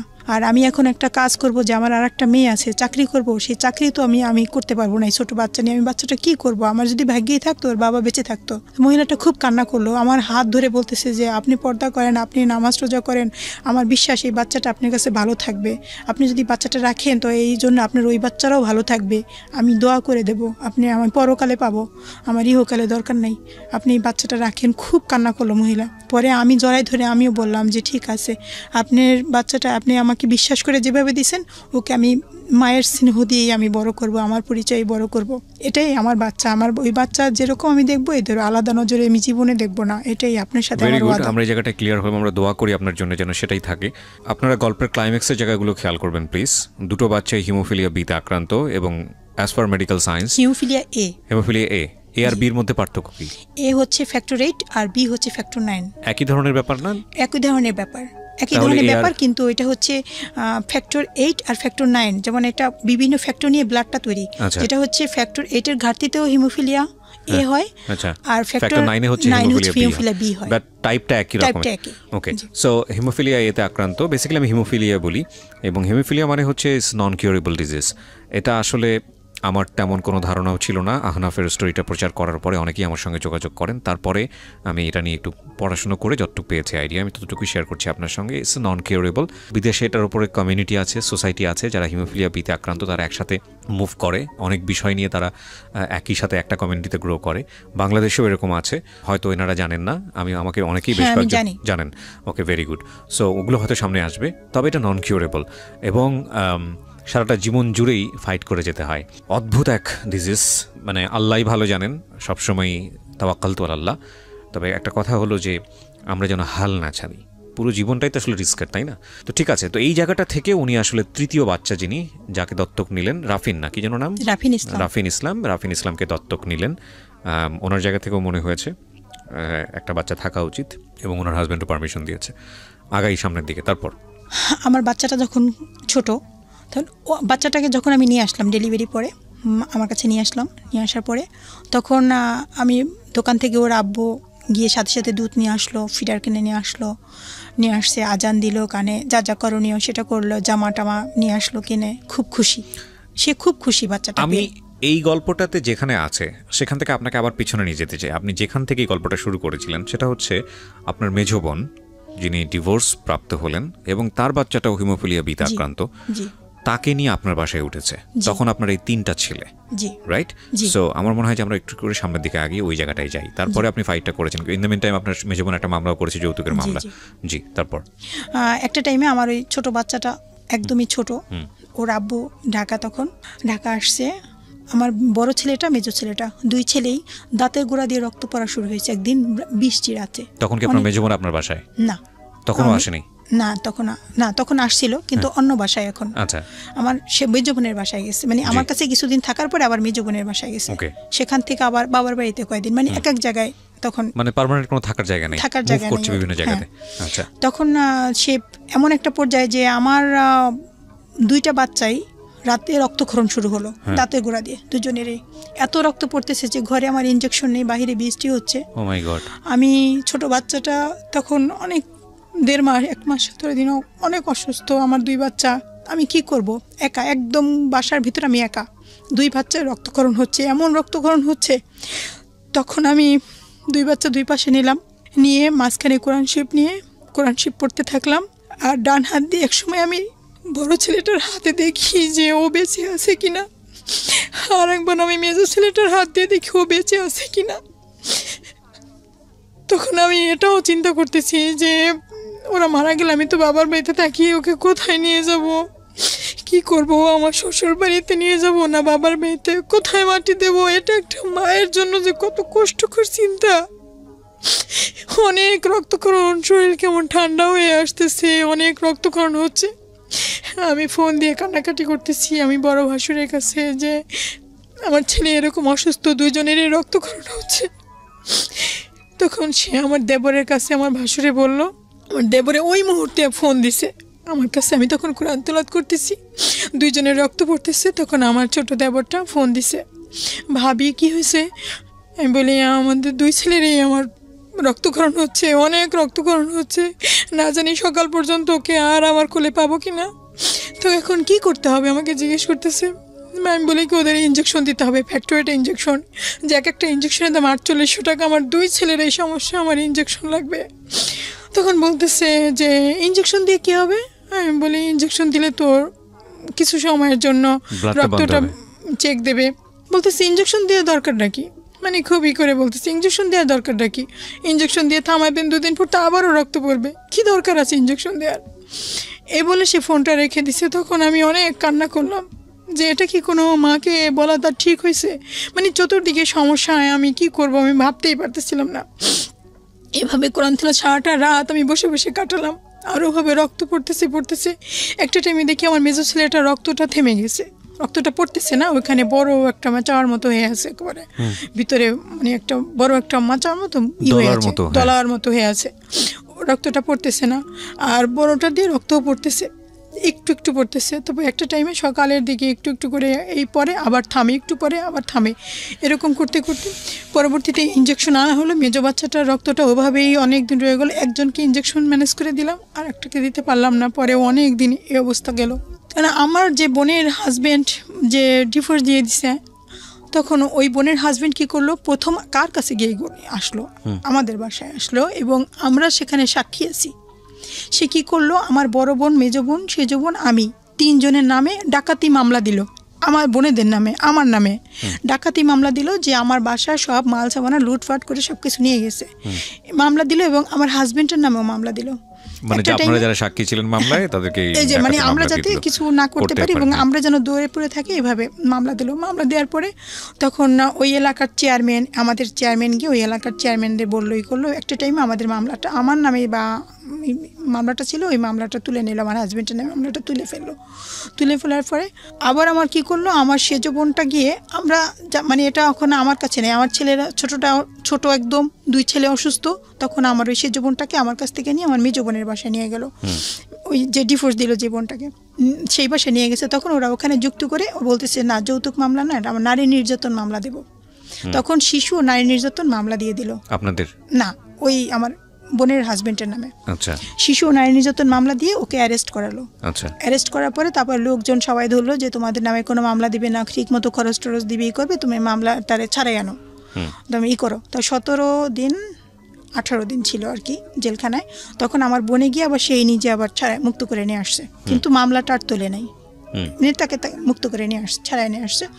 তখন মামলাটা আর তোলে নেয়, সে করছে কি ওখান থেকে বের হয়েই সে ঢাকায় এসে অন্য একজনকে বাদী বানায়া তখন আমার হাজব্যান্ডের নামে ছিনতাই মামলা দিয়ে দিল। ছিনতাই মামলা দিয়ে আমার হাজব্যান্ডের নামে দিল, আর 2 জন বেনামি 2 জন দিয়ে তাকে 1 নম্বর আসামি বানিয়ে তার নামে ছিনতাই মামলা দিয়ে দিল। মামলা দিয়ে রমজান মাস প্রথম রোজা, তখন রাত্র 2:30 বাজে, ওই সময় আমার দরজা নক করতেছে, কে? বলতেছে আমরা থানা থেকে আসছি, আপনার নামে মামলা আছে, আপনি দরজাটা খোলেন। তখন মানে চতুর্দিকে পুলিশ, আমার বাসার চারপাশে পুলিশ চলে আসছে। তখন আমার পিছনের আমি দরজাটা খুলছি, পিছনে দেখি দরজা বাইরে দিয়ে লাগানো, জানালা খুলছি দেখি বাইরে পুলিশ দাঁড়ানো চতুর্পাশে, মানে দরজাগুলি লাগাই দিচ্ছে। বলছে যে কোনো চালাকি করার চেষ্টা করবেন না, দরজা খোলেন। আমি সাথে সাথে বোরকা পরলাম। বোরকা পরে তখন আমি আমার হাজব্যান্ডকে বলছি যে তুমি সেহরি খাও, প্রথম রোজা সেহরি খাবে, তুমি সেহরি খাও। তখন সে অবাক হয়ে গেছে, মানে সে হাত পাতার কাঁপতেছে যে আমাকে, আমার নামে মামলা, কে দিয়েছে মামলা, কি করলো, মানে এইভাবে মানে সে হতবাক হয়ে গেছে, কে দিতে পারে মামলা, কেন দিল, মানে এইসব চিন্তা করে। তখন সে মামলা দিয়ে, তখন সে যখন আমার হাজব্যান্ডকে ধরতে ভিতরে দরজাটা খুলতে বাধ্য হলাম। দরজাটা যখন খুললাম তখন তাকে অ্যারেস্ট করা হলো। করার পরে আমি অনেক তার পুলিশের পা ধরে কান্নাকাটি করলাম যে দেখেন আমার হাজব্যান্ড এরকম না, আমার হাজব্যান্ড অনেক ভালো মানুষ, আমার দেখেন ঘরে 2টা ছেলে অসুস্থ, একটা ছেলে ছোট, আমার হাজব্যান্ডকে ধরে নিয়ে গেলে তখন আমরা কিভাবে বাঁচবো, কেমন করব, কি করব, প্লিজ নেবেন না। বলে কি যে আপনি এটা থানায় বলবেন, এটা আমাদের ডিউটি, আমাদের চাকরি থাকবে না আমরা যদি এটা না নিয়ে যাই, যা বলার আপনারা আইনের কাছে বলেন, থানায় এসে বলেন। পরে ওখান থেকে নিয়ে গেলো, আমি নাক ফুলটাও খুলে ফেলছি, দেখেন আমার তো সেরকম টাকা পয়সা নেই, আমার নাক ফুলটা নিয়ে যান, তাও আমার স্বামীকে নিয়ে না। অনেক কান্নাকাটি করার পরে সে আধা ঘন্টার উপরে চলে গেল। তারপর তারা নিয়ে গেল, নিয়ে যখন বাসার থেকে বের হয় তখন দেখে যে ওই আমার বোনের হাজব্যান্ড হুন্ডা নিয়ে বাহিরে দাঁড়ানো, মানে সে নিজেই পুলিশ নিয়ে এসে আমার হাজব্যান্ড অ্যারেস্ট করালো। সে নিজের চোখে দেখছে যে আমার বোনের হাজব্যান্ড বাহিরে দাঁড়ানো আছে আরও লোক নিয়ে। তাকে নিয়ে গেল, নেওয়া যাওয়ার পর তারপরে তার 7 দিন ছিল জেলে। হ্যাঁ 7 দিন জেলে ছিল। তখন আমি তো দিন রাত শুধু কান্নাকাটি করতেছি যে এবারে আমাকেও ডিভোর্স দিয়ে দেবে সে আইসা। এক হিমোফিলিয়া অসুখকে কেন্দ্র করে ফ্যামিলির মধ্যে কি চলছে আপনারা একটু চিন্তা করে দেখেন। ওনার মেজো বোনের যদি এই হিমোফিলিয়া বিটা না থাকতো ওনার বাচ্চার, তাহলে হয়তো ডিভোর্সটা হতো না। এবং এনার যে 2 বাচ্চাটা, সেই হিমোফিলিয়া যদি না থাকতো তাহলে হয়তো ওনার বাবাকে, মানে ওনার হাজব্যান্ড, মানে যিনি এখানে এসছেন শারমিন, তার হাজব্যান্ডকে হয়তো এরকম বিপদে না পড়তে হতো না। মানে এই একটা অসুখকে কেন্দ্র করে এই পুরো ফ্যামিলিতে কি ভয়ঙ্কর রকমের ঘটনাগুলো ঘটে যাচ্ছে। ওকে, তারপর যখন তাকে 7 দিন পরে তখন তার যখন হয়ে আসলো, সে ওখানে তখন আমাদের ভুরঘাট, মানে আমাদের ওই এলাকায় একটা ক্লিনিক ছিল, ওখানে চাকরি নিল। ঢাকার থেকে গিয়ে ওই হোটেলে তখন বন্ধ হয়ে গেল, ওখানে গিয়ে একটা চাকরি নিয়েছে। তো চাকরি নেওয়ার পরে তখন ওখানে প্রতিদিনে তার হাজিরা খাতায় তার স্বাক্ষর আছে। তা হাজিরা খাতার সেই বইয়ের পৃষ্ঠাগুলি ফটোকপি করে তারপরে সব ইটি করে, ঢাকার মামলা, সে ওই সময় ঢাকায় সে কি করে এয়ারফোর্ট ছিল ওই টাইমে, তো সে এখানে চাকরিগুলো এভাবে বিভিন্ন দেখে তাকে জামিন করানো হলো। 7 দিন পরে নিয়ে গেলাম, আমি তো ভয়ে অস্থির যে আজকে আমাকে মেরেই ফেলবে, না জানি কি হয়। তো ওই দিন আমাকে কিছুই সে বলে নাই, ধীরে ধীরে বলা শুরু করলো। মানে আর নিতে পারতেছিল না বেসিক্যালি উনি, যে এত চাপ কেন আসবে মানসিক ভাবে, মানে তোমার একটা হচ্ছে সন্তানের জন্য হচ্ছে, আর একটা তোমার বোনের জন্য হচ্ছে। এটা হচ্ছে আমার শ্বশুরবাড়ির দিক থেকে একদম, মানে যতটুকু আমার প্রতি ছিল, আর এখন এই মামলার পরে তাদের মান সম্মানে হানি হয়েছে। এখন আমার শ্বশুর বাড়ির দিক থেকে মানে ভাসুর দেব তারা মানে সবাই আমার প্রতি একটা হয়ে গেল অনীহা।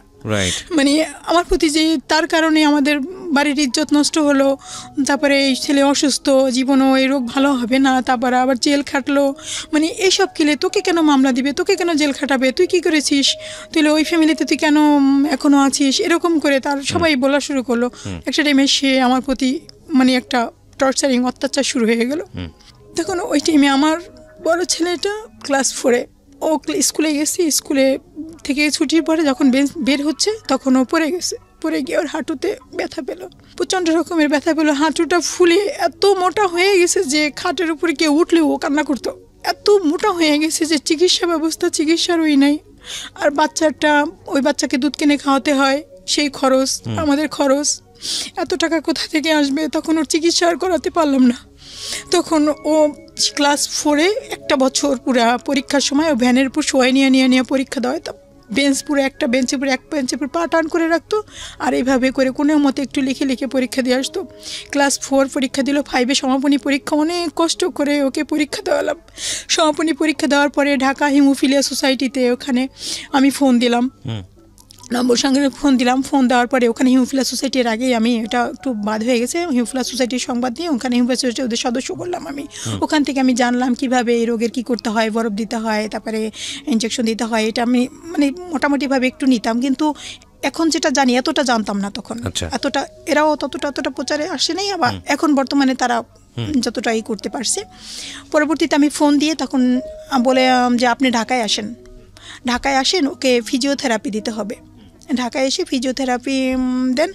তখন আমি বলছি যে ঢাকায় আসবো, আমার কাছে তো টাকা নেই, আমি এই বাচ্চাদের নিয়ে কী করে আমি ঢাকায় আসবো। তা বলতেছে যে আপনি ঢাকায় আসেন, দেখি আমরা কি করতে পারি। পরে ঢাকায় এসে ফিরোজাবাড়ি প্রতিবন্ধী হসপিটাল, ওখানে ফিজিওথেরাপি দিলাম। ডলি ম্যাডাম উনি আর কি ফিজিওথেরাপি, ওখানে দীর্ঘ প্রথমবারে 23 দিন ছিলাম ভর্তি।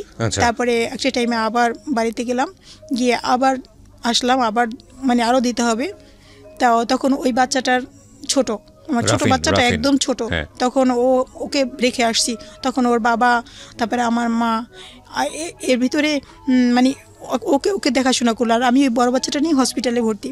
তারপর এখন হসপিটালের অন্যান্য যখন হিমোফিলিয়া রুগী আরও আছে, আবার অন্যান্য রুগীরাও আছে, প্রতিবন্ধী বাচ্চাদের মায়েরা আছে, তখন বলতেছে দেখেন আপনার তো 2 বাচ্চার এই সমস্যা, আপনি গ্রামে গেলে এই ছেলেটা আবার পঙ্গু হয়ে যাবে। এখন তো হুইল চেয়ার নিয়ে, তারপরেও একটু হুইল চেয়ার নিয়ে করতো, তো বলছে যে হসপিটালে হুইল চেয়ার নিয়ে টয়লেটে যেত, আমি ওখান থেকে ধরে নিয়ে আবার গোসল করাতাম, আবার ব্লাড নেওয়া লাগতো, ওভারব্রিজ কোলে করে ওভারব্রিজ পার করে নিয়ে এই হসপিটালে নিতাম, ওইখানে থেরাপি দিতাম, ওইখানে ব্লাড দিতাম, এভাবে দৌড়াদৌড়ি করলাম। সবাই বলে দিছে যে কোন জায়গায় কীভাবে করতে হবে, যেতে হবে সেভাবে। পরবর্তীতে আমার হাজব্যান্ড তো গ্রামে, আমি একা ঢাকা এটা করতেছি হসপিটালে থেকে, কারণ আমার ছোট 2 বাচ্চা বাড়িতে, তখন ওর আব্বু বাড়িতে। সবাই বলতেছে যে আপনি যেহেতু 2 ছেলের এই সমস্যা, আপনি ঢাকায় থেকে যান, গ্রামে ব্লাড ব্যাংক নাই, এই চিকিৎসা নাই, তো আবার পঙ্গু হয়ে যাবে। তখন ওরা পঙ্গু হলে ঘরে এসে যখন আপনার হাজব্যান্ড দেখবে যে একজন পঙ্গু হয়ে আছে, তখন আপনার হাজব্যান্ড আর থাকবে না, আপনাকে ছেড়ে চলে যাবে, এখন যাও তাও আছে। তা এভাবে করে আমাকে বললো। তা চিন্তা করলাম যে ঘটনা তো ঠিকই, আমি যদি গ্রামে যাই তো আমার ছেলের তো এই চিকিৎসা হবে না, ওরা আবার সেই পঙ্গু হয়ে যাবে, আবার হাঁটতে পারবে না, তাহলে আমি ঢাকায় থাকবো।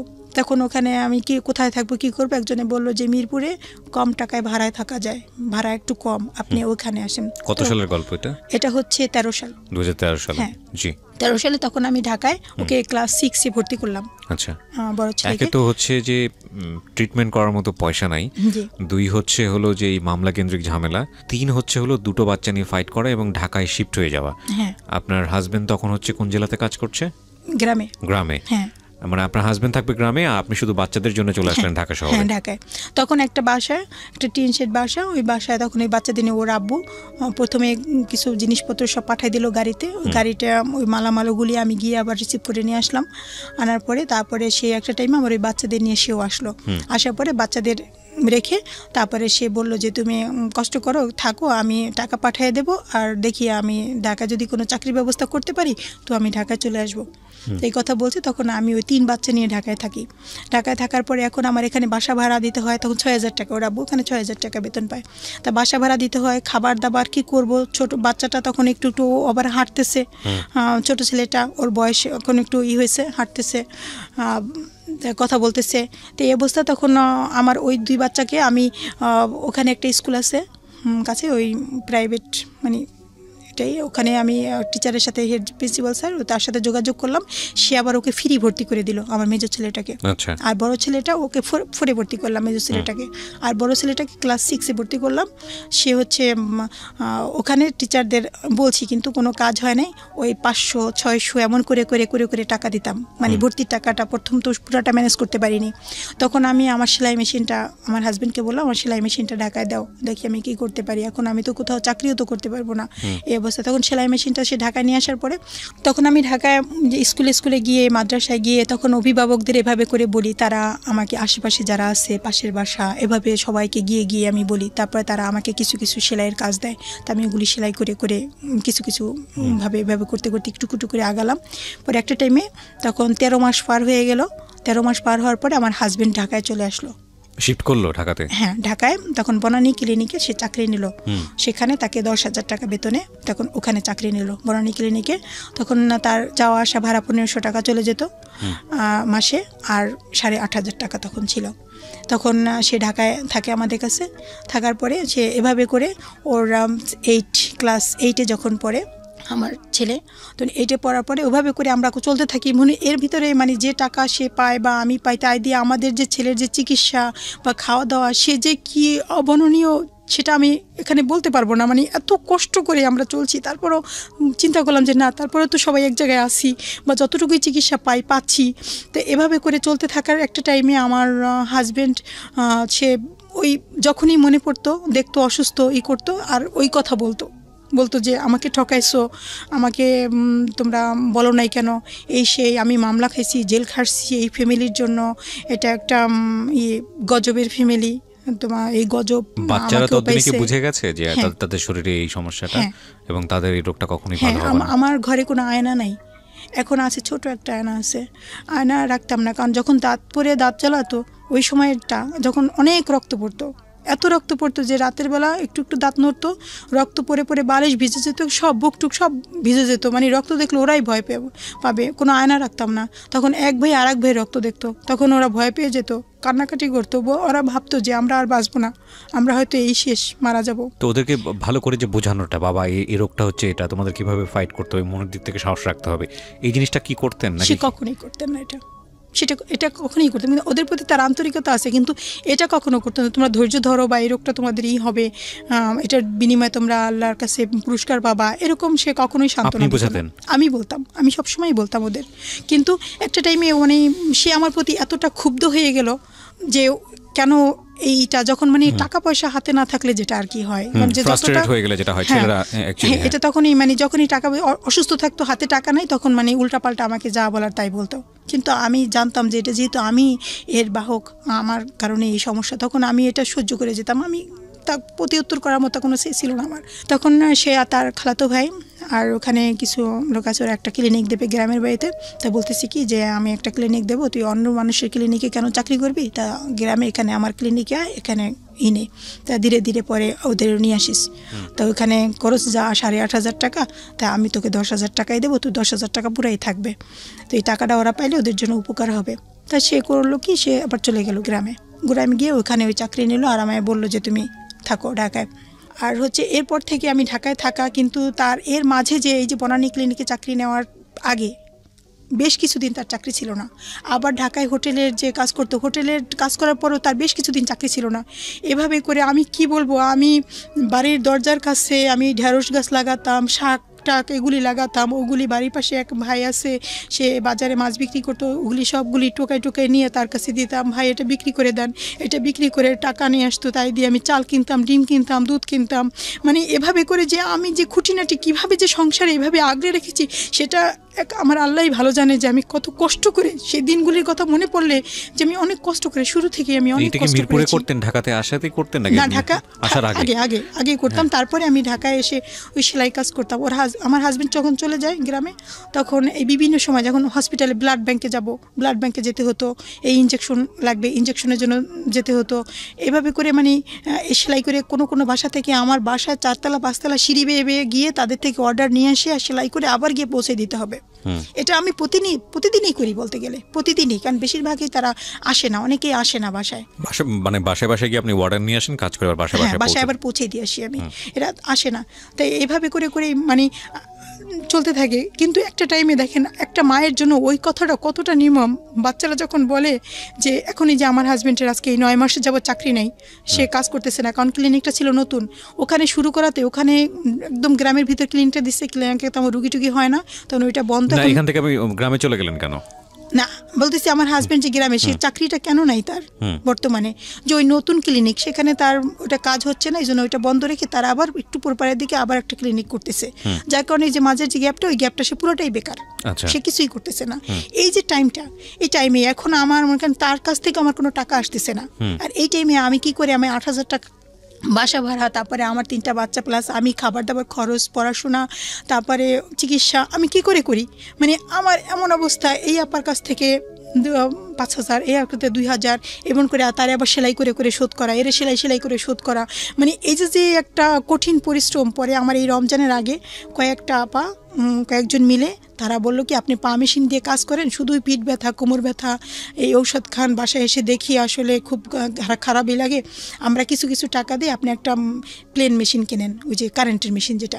তা ওরা আবার সবাই মিলে আমাকে একটা কারেন্টের মেশিন কিনে দিল।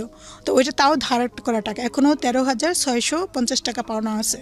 মানে এই টাকার শোধ করিনি আমি, বাকি টাকাটা একটু একটু করে সেলাই করে করে আমি শোধ করেছি, এখন ওই টাকাটা আবার পাবে ওরা। তারপরে আমার এইভাবে করে করে চলতে থাকে।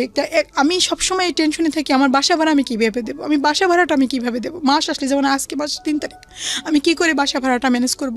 তো এভাবে করে বাচ্চারা আসে সন্ধ্যার পরে বলে আম্মু খাবার কিছু আছে।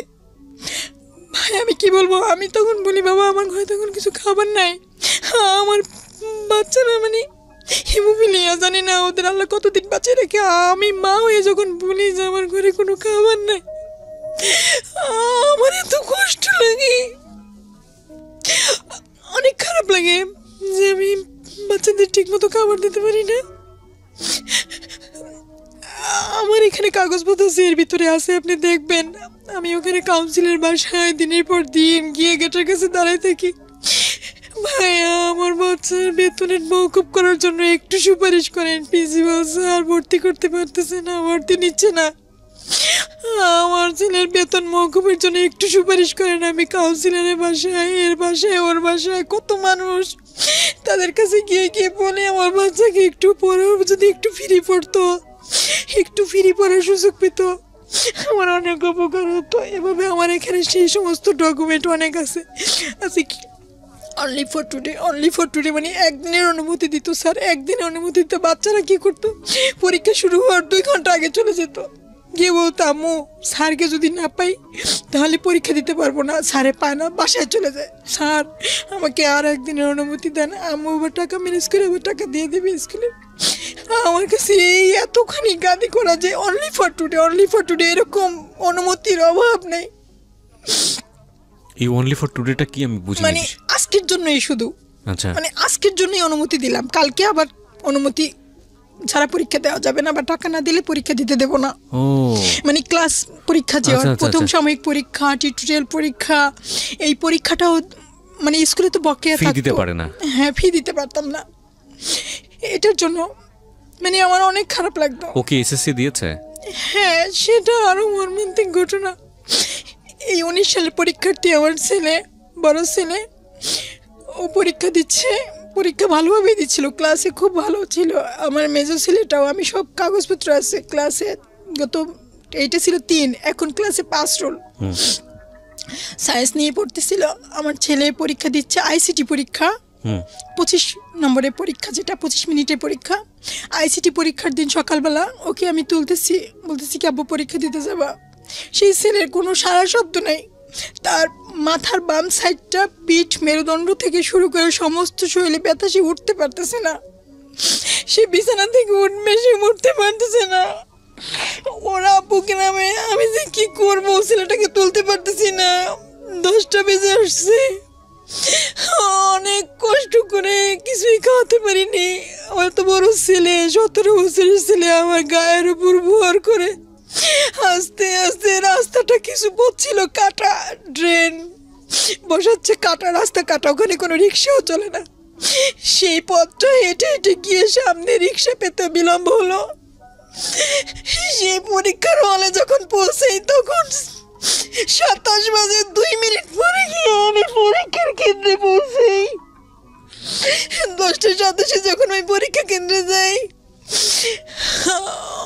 মিরপুর 1 বেঙ্গলি স্কুল, সবাই চেনে, মিরপুর সরকারি, মিরপুর উচ্চ বিদ্যালয়, সরকারি উচ্চ বিদ্যালয় স্কুলটার নাম। ওখানে ম্যাডামের কাছে গেলাম, ম্যাডাম আমার ছেলে, আপনি তো জানেন আমি ঢাকা শিক্ষা বোর্ড থেকে ওর জন্য 30 মিনিটের এক্সট্রা সময় নিয়ে আসছিলাম। এই দেখেন আমার ছেলের সরকারিভাবে প্রতিবন্ধী কার্ড আছে, ও একটা প্রতিবন্ধী বাচ্চা, ওর হিমোফিলিয়া, ওর এই সমস্যার কারণে আমার আসতে বিলম্ব হয়েছে, ম্যাডাম ওকে একটু সুযোগ দেন। ওর যেহেতু 30 মিনিটের সময় আছে, বলেন না এটা রিটার্ন পরীক্ষার সময়, এটা নৈবেদিক পরীক্ষার সময় না। তখন আমার ছেলেটাকে পরীক্ষা দিতে দিল না, বলে এটা পাবলিক পরীক্ষা, এই পরীক্ষা নেওয়া যাবে না। আমার ছেলে এমনিতেই অসুস্থ, ওকে তো বেশি ব্রেনে চাপ দেওয়া যাবে না, তাহলে ব্রেনের মাথার ভিতর রক্তক্ষরণ হতে পারে। আমি ছেলেটা নিয়ে চিন্তায় পড়ে গেলাম, আমার খুব পায়ে ধরি, ম্যাডাম আপনি পায়ে ধরি 10 মিনিট সময় দেন, ম্যাডাম 10 মিনিট সময় দেন, 10 মিনিট শুধু। বলেন না 1 মিনিট সময় দেওয়া যাবে না, এটা পাবলিক পরীক্ষা। দারোয়ান ডাক দিল, বলে এদেরকে বের করে নিয়ে যাও, আমার কাজে ডিস্টার্ব করতেছে। আমাদের ওখান থেকে বের করে দিল। আমার অসুস্থ হয়ে পড়ছে, আমি তাকে আর তুলতে পারতেছি না। আমি কোনো মতে একটা সিএনজি ডাক দিয়ে আমি সিএনজিতে তুললাম, ওখান থেকে ওকে মেডিকেলে নিয়ে গেলাম।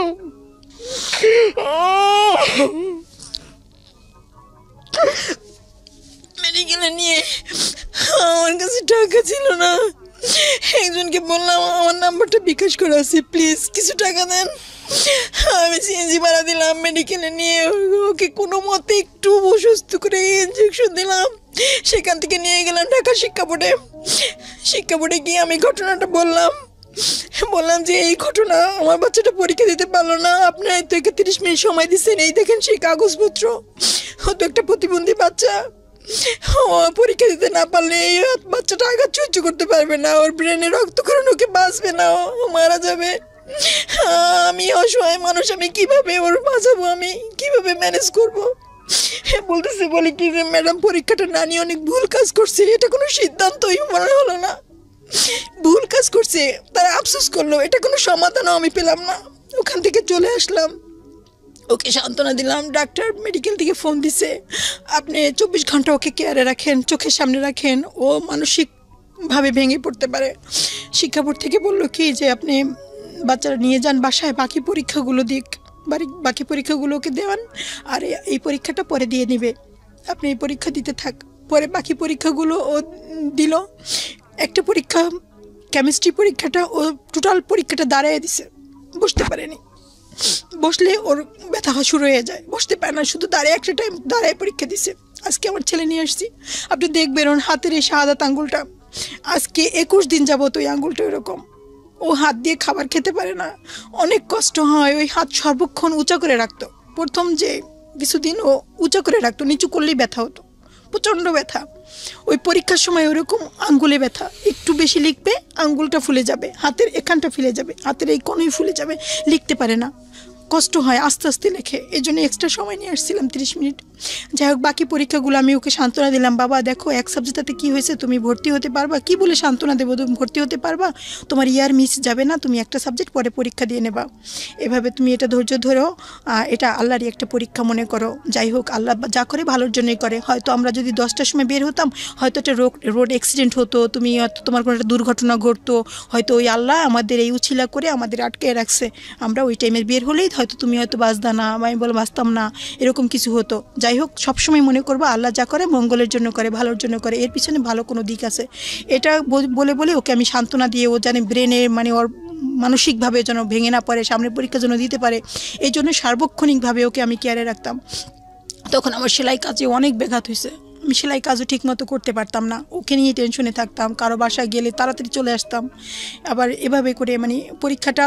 আর পরে রেজাল্ট যখন আসলো, ও সব সাবজেক্টে অনেক ভালো করছে, কিন্তু ওই আইসিটিতেই এফ আসছে, সব সাবজেক্ট অনেক ভালো করছে, কিন্তু আইসিটি সাবজেক্টটা ওর এফ আসছে, অনেক খারাপ লাগছে। পরবর্তীতে দেখি আমি চেষ্টা করছিলাম যে কোথাও ভর্তি করতে পারি কিনা, ওকে ফেল মানে পাস করলো না, না সব সাবজেক্টেই পাস আসছে, শুধু আইসিটিতে এফ, তার মানে একটা সাবজেক্ট আগামীতে পরীক্ষা দিতে হবে, 1 বছর বসে থাকতে হবে। জি 1 বছর এখনো বসে থাকতে হবে। তারপরে বর্তমান সময় কিভাবে চলে, কি করেন আপনি? আমি এখন দর্জির কাজ করি, সেলাই কাজ করি, ওই সেলাই কাজ করেই আমার এইভাবেই চলতে হয় আর কি, অনেক কষ্ট হয়, মানে এমন একটা পরিস্থিতি যে আমি কি বলবো, মানে আমার দেয়ালে পিঠ থেকে গেছে বলতে হবে। তো রমজান মাস অনেক অর্ডারই ছিল আমার, দিনে রাত্রে, তারপরে কারেন্টের মেশিনে বেশ কিছু কাজ করতে পারছি, দিনে রাত্রে মিলে অনেক কাজ করেন। আপনি কত ঘন্টা কাজ করেন? আমি নামাজ পড়ি, খাওয়া দাওয়া করি, আর গোছল আর রান্না টান্না, এ বাদে রাতে হয়তো 2-2.5 ঘন্টা ঘুমাই, এর বেশি আমি ঘুমোতে পারি না, কোনো রাতে ঘুমাতেও পারি না, এত কাজ করি যে পাশের